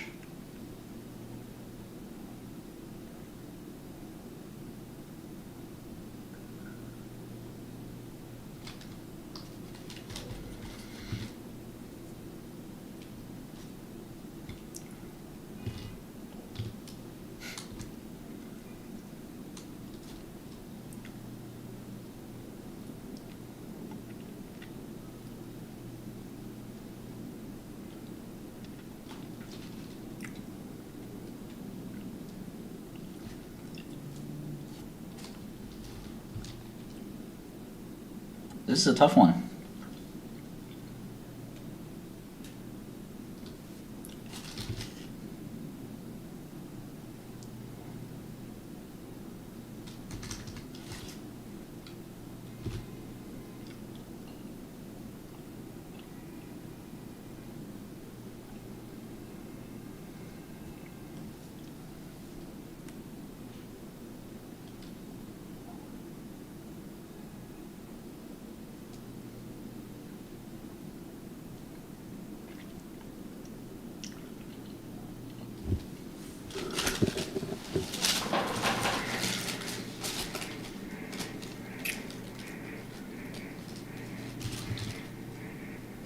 Fishy?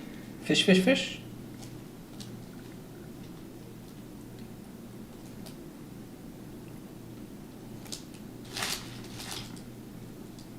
Oh my god, if it's fishy, I'm gonna die. Oh my god, it's fishy. I was like, fishy with an I isn't a word. Hey, we did it.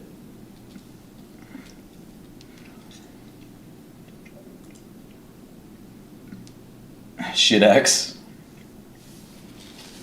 You want to look at biotech stocks? Let me do one more thing. I want to see what the leak situation is.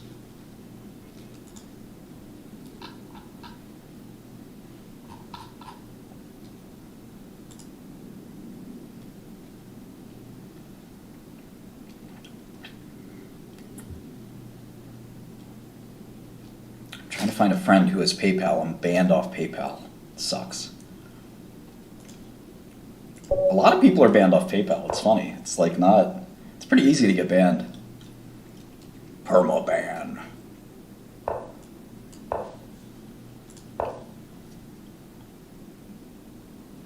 Why am I banned? I'm not sure actually. I think it's because like when I went to jail.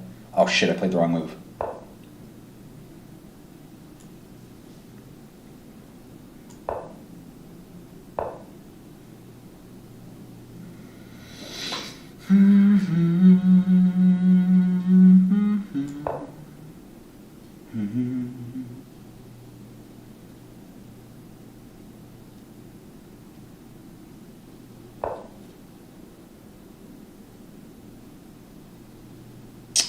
I need PayPal for money transfers. What else?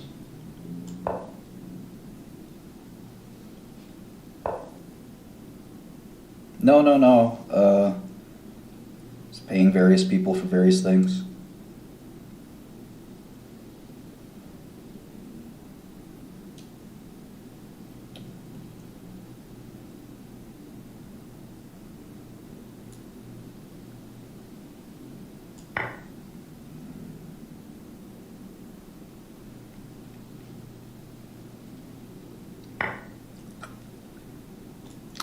Okay, it's a pretty bad position for him now.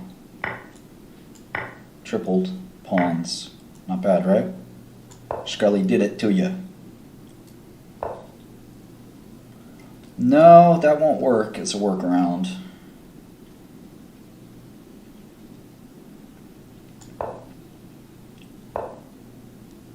I hope stablecoins killed PayPal. Shit. Where's he going? I don't need to do that. I can go here.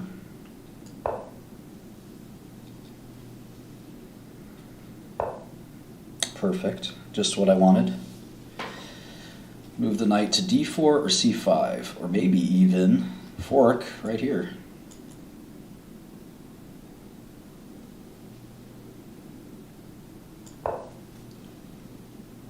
Sicilian is e4, c5. It lets black kind of get some counterplay.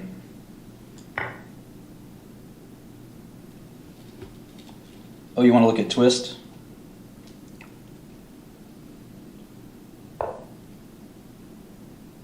You definitely don't want doubled pawns or triple pawns or anything like that.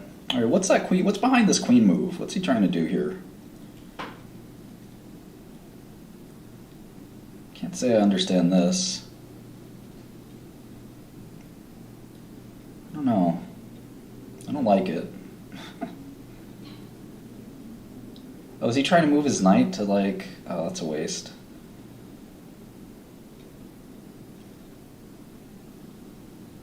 Trying to like move his knight to F4 or whatever, very elementary idea.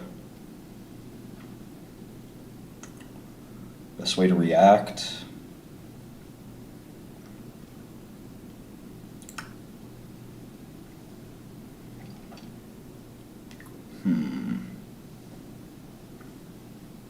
Can't take too much time, I gotta move.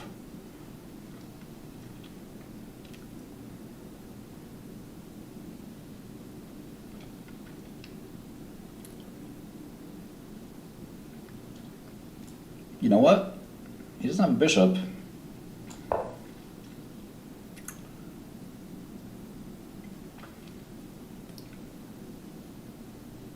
Your opponent left the game. Woo! Easy win.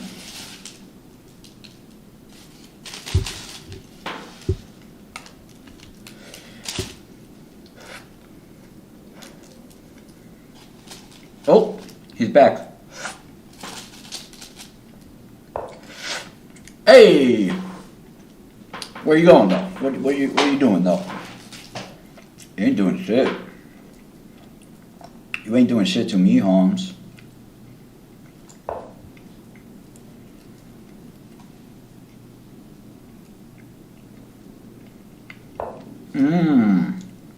I thought you'd do that. Fucking noob.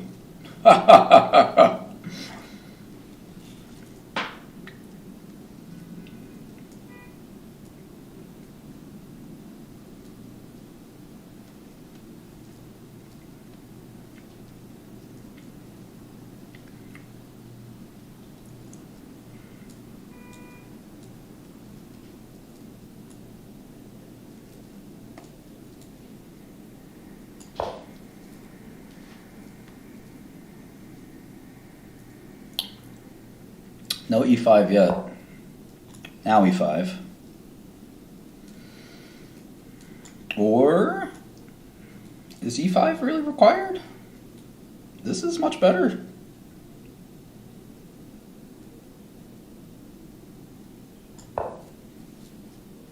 Knight is hanging. Knight go bye-bye. You my bitch now.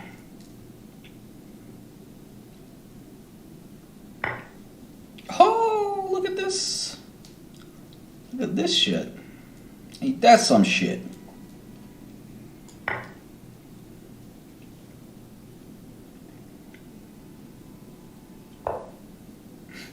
What the up?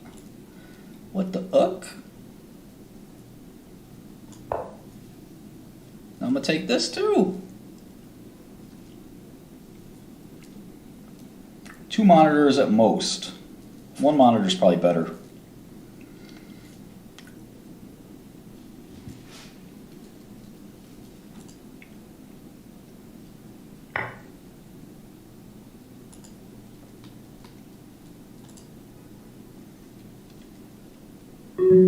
Oh shit, what the fuck? Let's go. 35 seconds. God damn.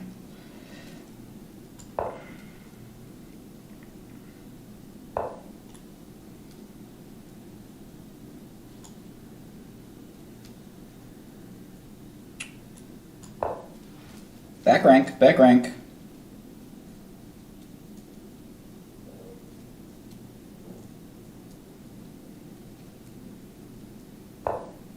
Shit. Too easy. Time to resign, buddy. Oh, it's a check! Ah, I missed the check! Ah!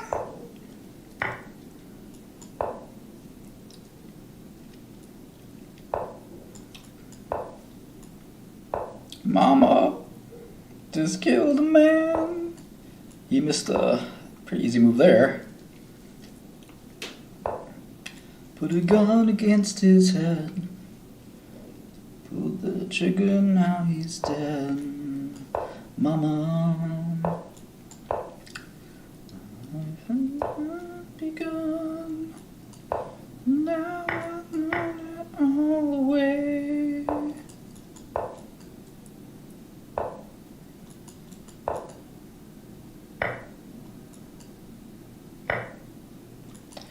Mama, ooh, I don't want to die. Oh man. That's how you turn a dub to a L. Dang. Dang.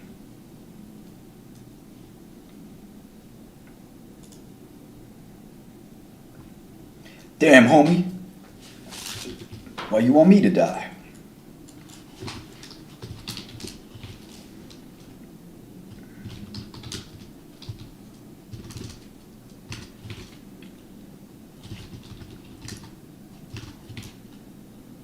I'm from Southside Jamaica, Queens. What you know about that? Jamaica Estates. Pizza in New York, man, I don't know. When you're from here, you don't think about that shit too hard, you know? You have your little local favorites, but you don't, you know.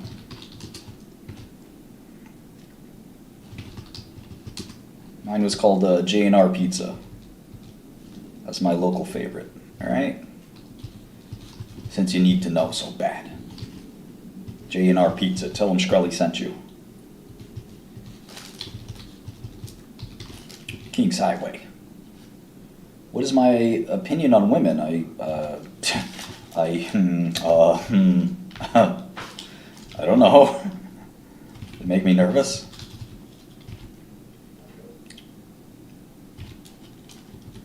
Three, 4, 5, 6, 7, 8, 9, 10, 11, 12, 13, 14, 15 line items.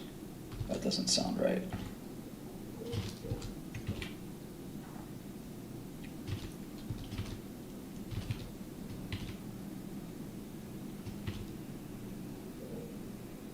Would I ever date a single mom? Yeah. My parents would be pretty mad, but yeah.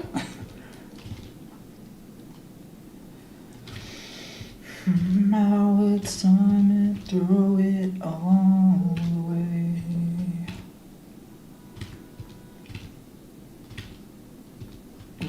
Ooh.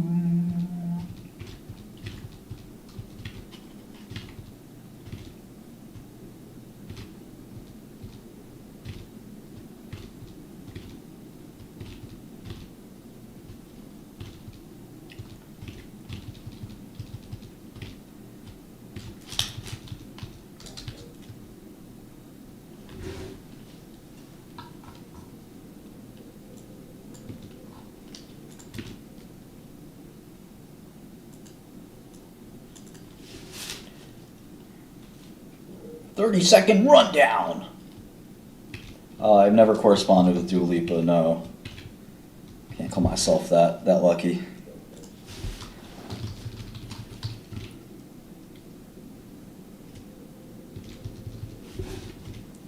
When she did that cover of Rolling Stone, though, did I tell you guys that story? We had a Council of Albanians meeting. We said, "Shipe, në Kashmir." That means Albanian people. This is not good. Half naked on the cover of Rolling Stone. We said, "Shkake, bon, oh my God."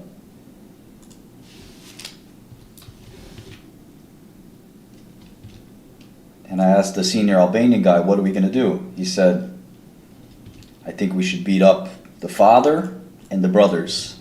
That's what you do in Albania. Shka? What? I said, "You see this cover?" He said, "Kurv, who is that?" I said, "Shipe, Ash Dua Lipa." Oh shit. Can't let one of our Shiptar sisters look like this on TV, on make us look bad, bro. People are gonna say, are all Shiptar Kurva like this? I understand female empowerment, bro, but you wear a beautiful dress or something. She's practically naked. Sheepe.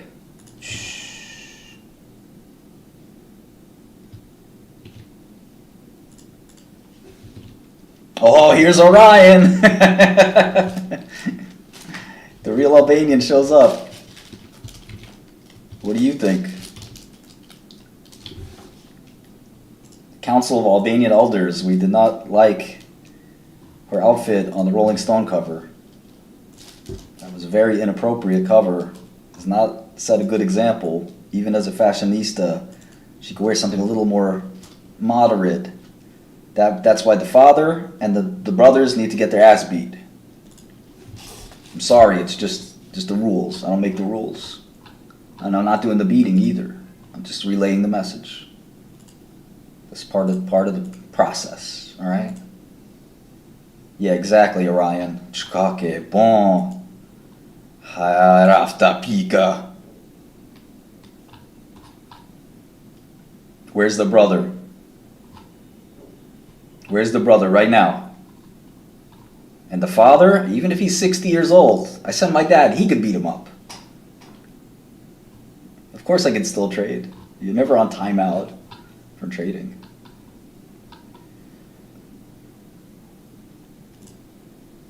How can I show my face in public again? I do it every day. Why would I be embarrassed?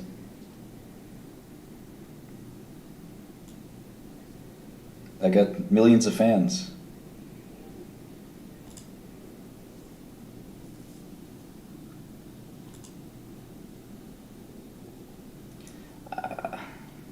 It's a little haram, but I'm not complaining. Oh, come on, Orion.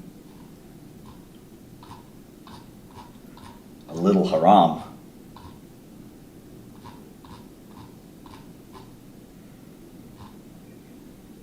You know, there's nothing wrong with wearing, you know, a pretty dress, a little revealing, like you might see maybe at an Albanian wedding. But that's just too much, man. Come on.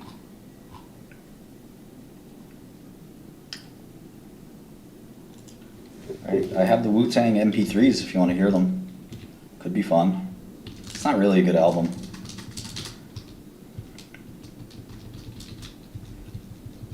I've played it so many times publicly, it just kind of sucks, to be honest.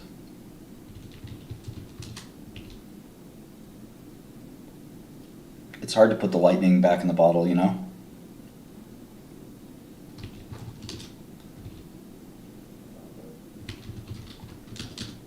A lot of these rappers, they just like get in the studio, they're like, oh yeah, I'll write that shit right now. It's like, come on, give me some quality. Give me your best work, right? I want your best work. I don't want, oh yeah, I got it, let me write that shit. Hold this blunt. Hold this blunt real quick. I'll write this shit. Come on, man. Yeah, that DAO is definitely will be selling that album. Possibly back to me. Nerds. What's up, nerds? Where's Herbitux? Did they not have Herbitux yet? I think they maybe did not have Herbitux yet. I'll look for it later.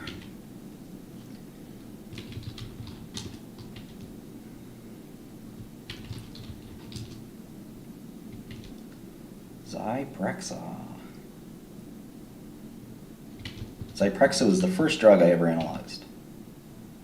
Cymbalta.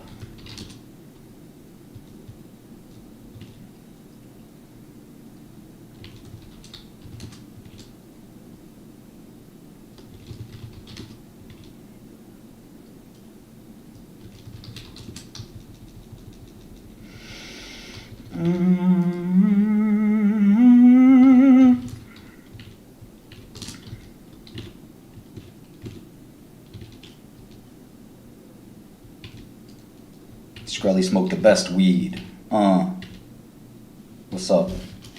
I'm just working on my ad libs for the new record.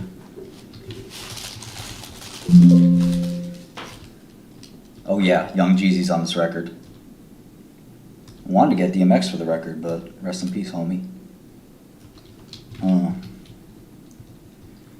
Okay, so there is an Herbitux line here.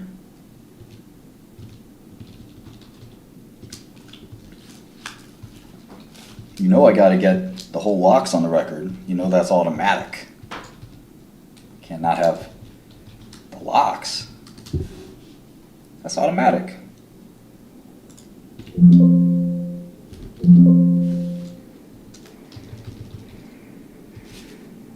the hell is going on here? Oh. Alright, we good. We good. Let's go.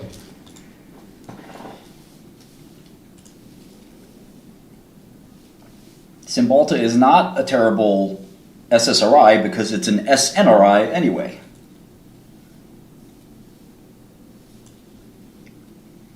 I don't have a medical NFT company.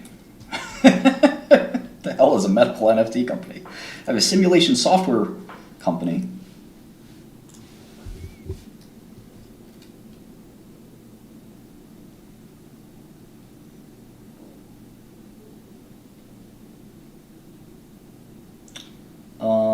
Let's see when the you know I got Amaranth on speed dial.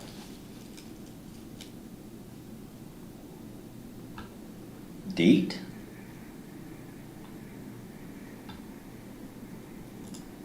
This is a cool. I like all the software engineers on Twitch.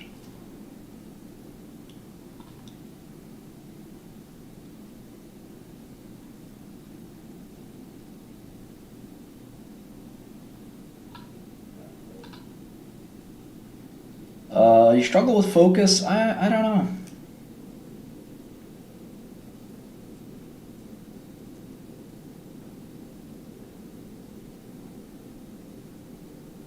Rocket League. I like Rocket League.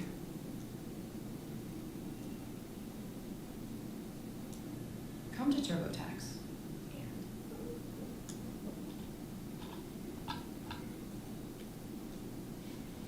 Boom Raki. Of course, we drink Raki.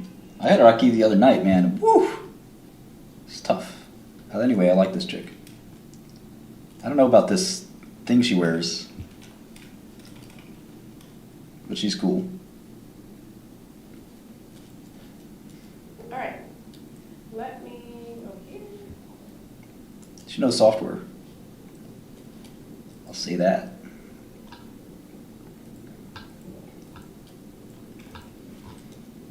I had the craziest workout yesterday. I am so addicted to Moonrider, which is where you can punch to the music, and I did it for like an hour. I couldn't stop. It was just so much fun. And then I was doing it on like expert mode, because sometimes expert mode was more fun than. I wanted to do it on like hard mode instead of expert, so I could actually dance. Otherwise, you're just punching the entire time. There's just no time. But I ended up having more fun on expert mode because sometimes they match the beat better. Sometimes the songs are like matching the melody. I'm waiting to see about the. So I'm like, turn this one off. And sometimes they hit the beat right, and it's perfect.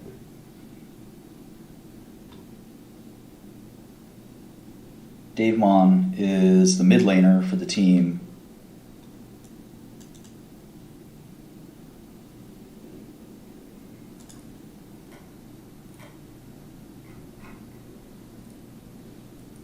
So I'm just waiting to see if the game's going to be streamed or not. All right.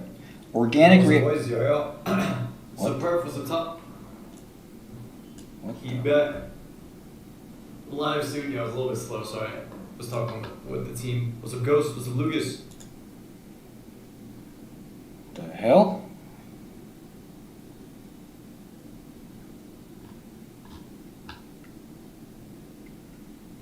Anyway, Organic reaction mechanism classification using machine learning. This is right up my alley. This is actually perfect for my software company, so let's take a look.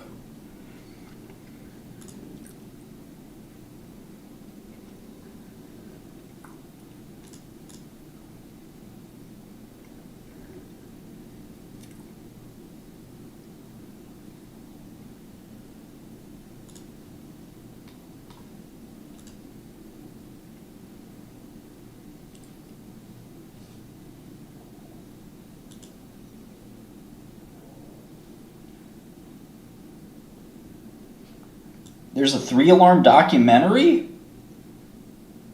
Oh, man.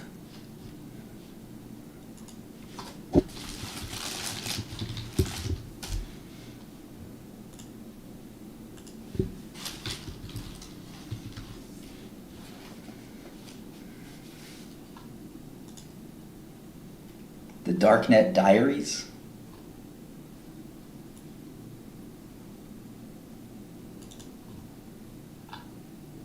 Poor guy, man.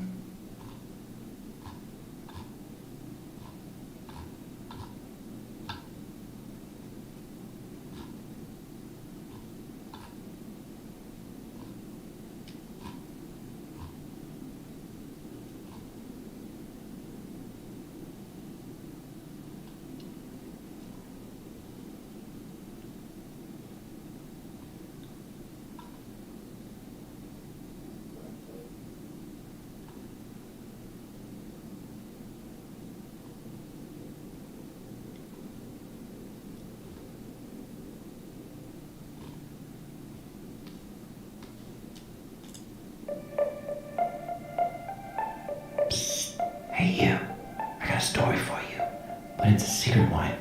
It's about a mission, a plan that's so confidential that nobody is allowed to know about it. The secrecy of the plan is more than the safety of executing the plan itself. Are you ready for it? What would you do if you had a few $1 million and were convinced that intercontinental missiles were soon going to be hurtling towards your city? You could pack up and run, but these might be nuclear warheads. Running might not help. It's best to shelter in place, but your house is no match for missiles. You need to go underground, into a bunker, bomb shelter. You search online and see some bomb shelters you can buy. They're not too crazy expensive, you can afford it, you're a millionaire. But remember, secrecy first. If you buy a bomb shelter and deliver it to your house, everyone will know your place is the place to go to during an attack. So yeah, that won't work. There's gotta be a better solution to this, one where nobody would ever know about. But also one that when you put safety second, you risk human life. These are true stories from the dark side of the internet. I'm Jack Resider. This is Darknet Diaries.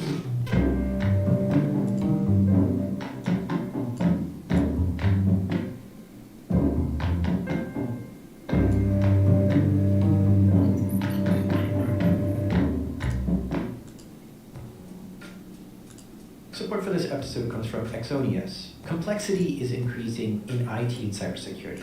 Adapt to the demands of your modern environment with Exonius and say goodbye to manual asset inventory approaches.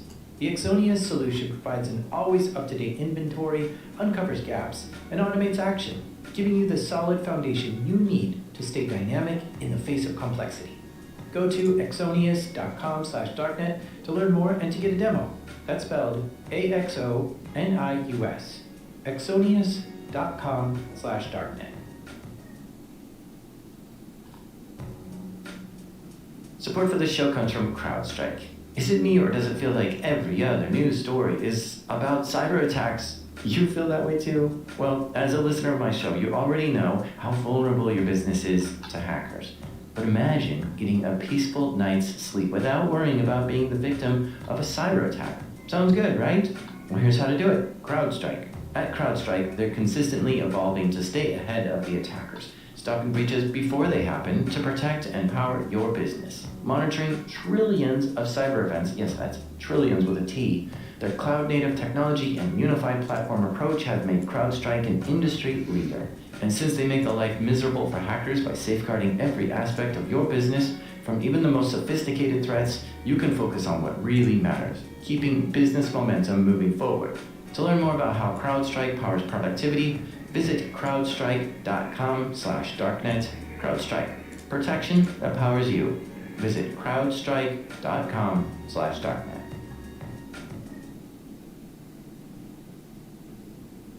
A quick warning up front here, this episode is graphic, rated R. It has bad language and strong violent imagery. In fact, 2 listeners have wrote to me saying I need to put a stronger warning here, so consider yourself warned, this one might be too much for some audiences.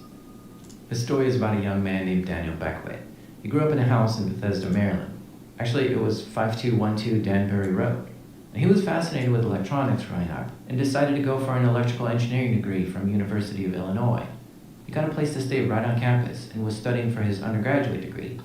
Now this was around 2011. He was fascinated with tech at a young age, and as a teenager he loved to play with phone phreaking. This is basically hacking phones. But while at university, he learned about a magical internet money called Bitcoin.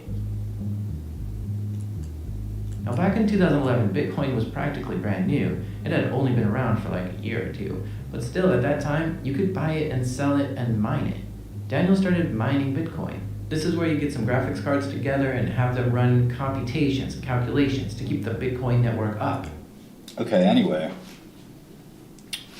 This is an article, it's not a published journal article, it's like a news story. Machine learning classifies reaction mechanisms. The study of how chemical reactions work is key to the design of new reactions, but relies on hard work and expert knowledge. An ML tool has been developed that could change the way this challenge is approached. The discovery of chemical reactions is influenced not only by how fast experimental data can be acquired, but also by how easily chemists can make sense of these data. Unraveling the mechanistic underpinnings of new catalytic reactions is a particularly intricate problem, often requiring expert knowledge of computational and physical organic chemistry. Nevertheless, it is important to study catalytic reactions because they represent the most efficient chemical processes.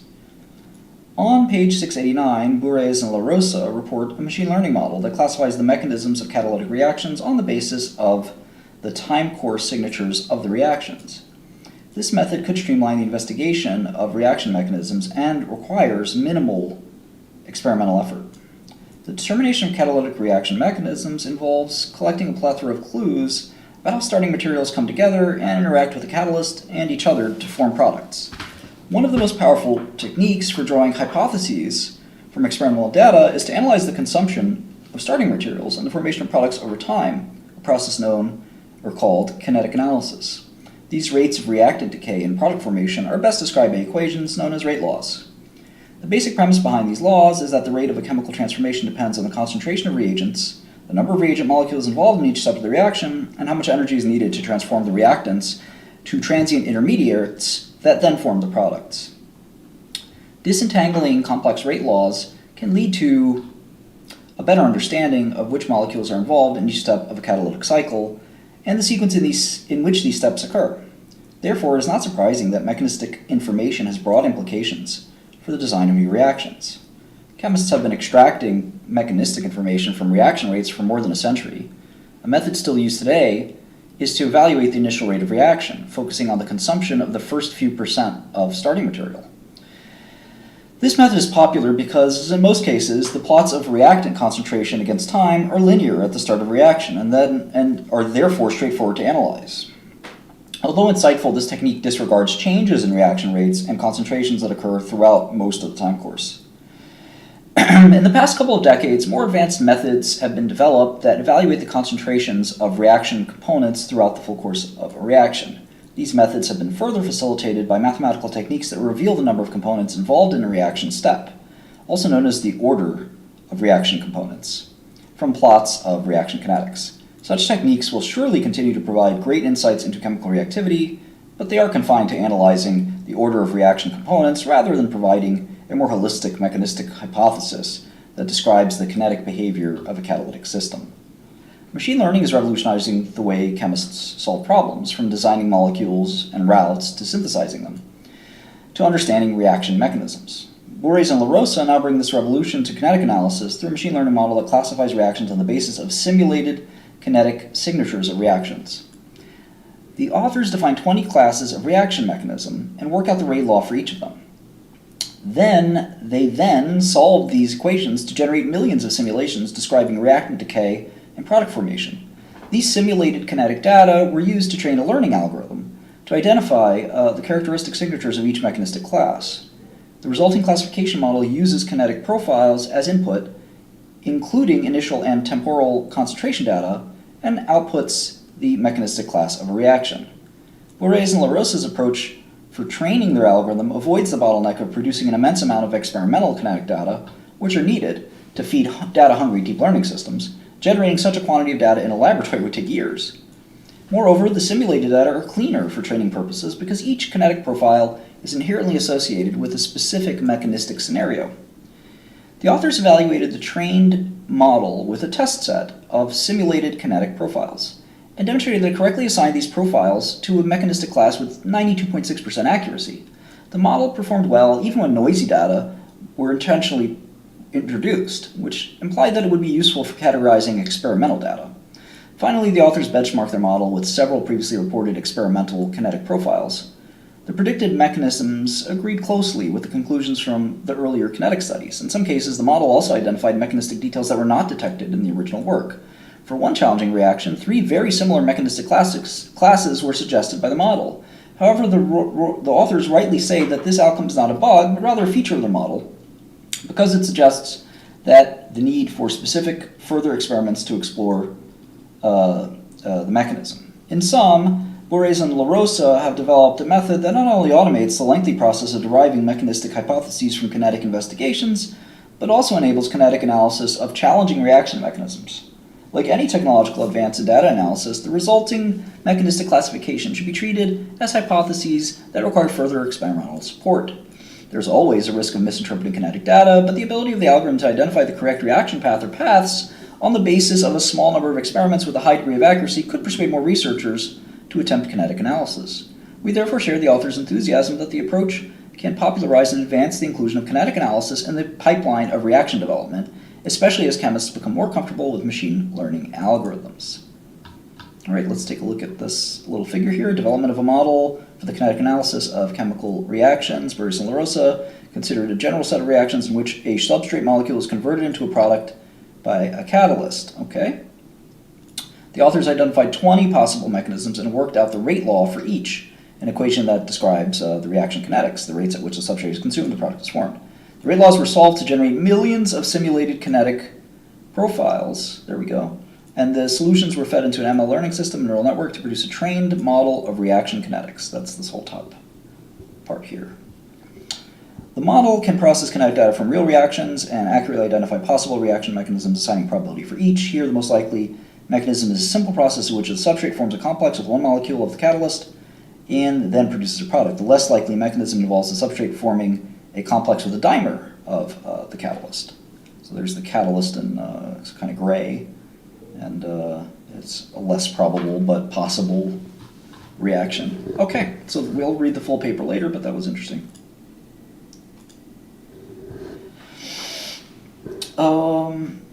We're looking for Dave Mon. And in exchange for doing this, you get to keep some Bitcoin for helping. Daniel had an interesting way of seeing the world. He was a little fearful of the government, and because the government regulated money, he liked the idea of a decentralized currency. He believed this was the money of the future, so he got more and more into Bitcoins. And once he mined enough of it, he started trading it like stocks to try and get more, selling high, buying low. And you know what? He got pretty good at this. By the summer of 2011, he felt confident enough about his knowledge of Bitcoin to travel to Las Vegas, Nevada and give a talk about Bitcoin at DEF CON, the largest hacking conference in the world. First, I'd just like to thank everyone for coming out and making this great DEF CON. This has been my first DEF CON, and I've really enjoyed it. I had a lot of great speakers here, and it's been fabulous attending, and just hope speaking is half as fun. Anyway, my handle's Skunkworks, and today I'm going to be talking to you about hacking the global economy with GPUs, or how I learned to stop worrying and love Bitcoin. In this talk, he's wearing a pair of sunglasses, to look cool or as a disguise. He's got short hair and a black shirt. He didn't call himself Daniel, of course. His speaker name was Skunkworks. And back at the time of that talk, the price of Bitcoin was fluctuating between $8 and $30.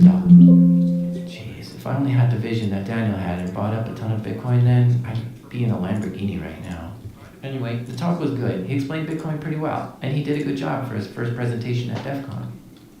At the same DEF CON conference, an entirely different group of guys also gave a talk. So this is a story about how we lost an eye. And just to be clear, that's me with a microscope. The sun's in the air, and I'm looking at a hard drive platter, which has to be very shiny. It's really fucking bright. So anyway, that joke fell flat. So we're gonna keep on trucking. This one was presented by Shane Lawson, Bruce Potter, and Deviant Olaf. 3 veteran speakers of hacker conferences, so they packed the room. This talk had a premise. They wanted a way to destroy a hard drive remotely, and they wanted to know the best way to do that. What we'd really like to do is have a way to remotely destroy a drive.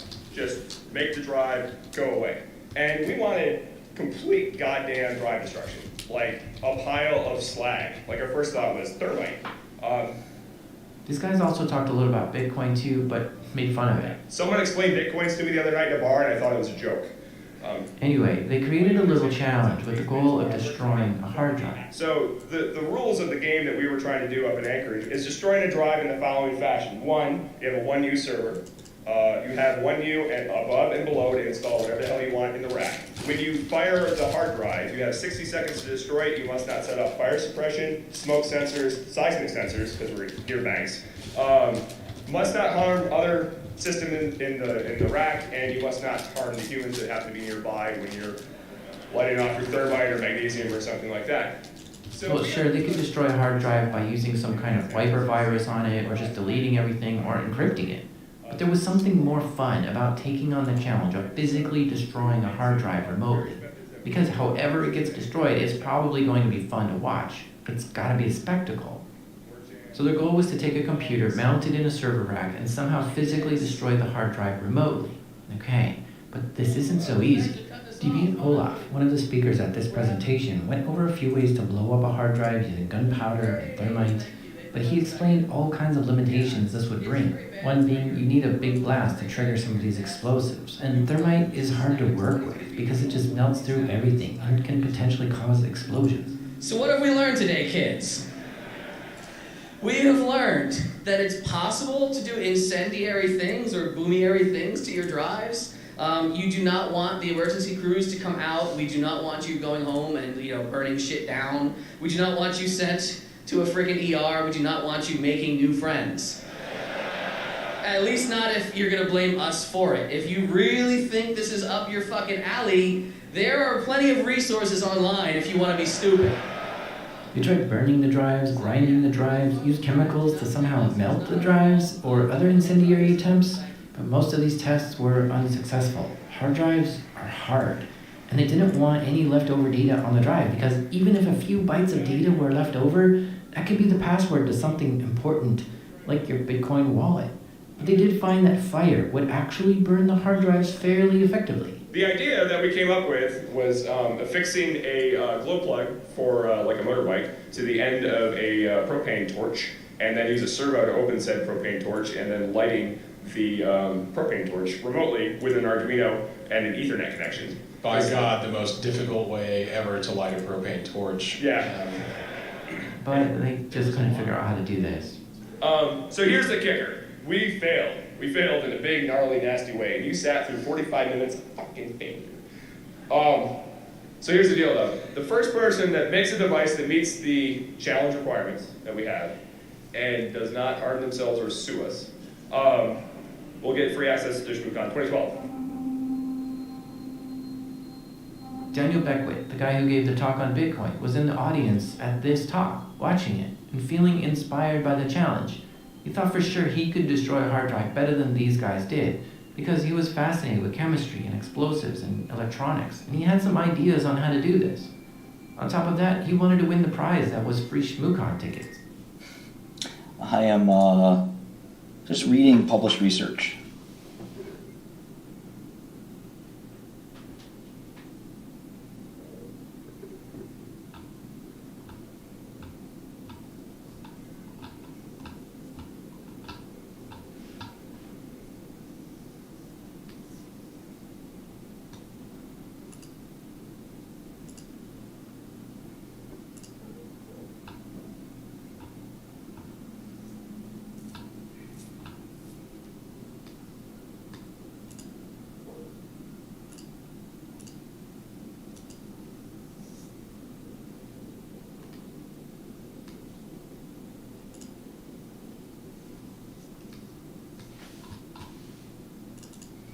I might take a nap and come back later.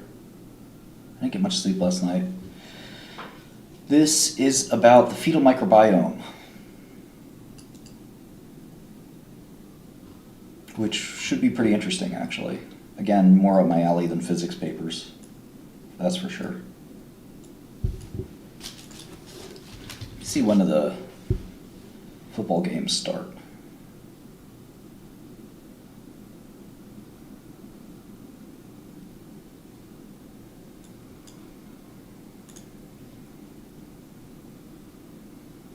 We got Eagles-Niners and Bengals Chiefs. Both games are today? It's surprising to me they'd be overlapping. Oh no, one is 6:30. Phew, I thought that's at 4:30. That doesn't make sense. All right, 3 o'clock and 6:30. Should be able to make those. Is this one in Philly? I would have gone.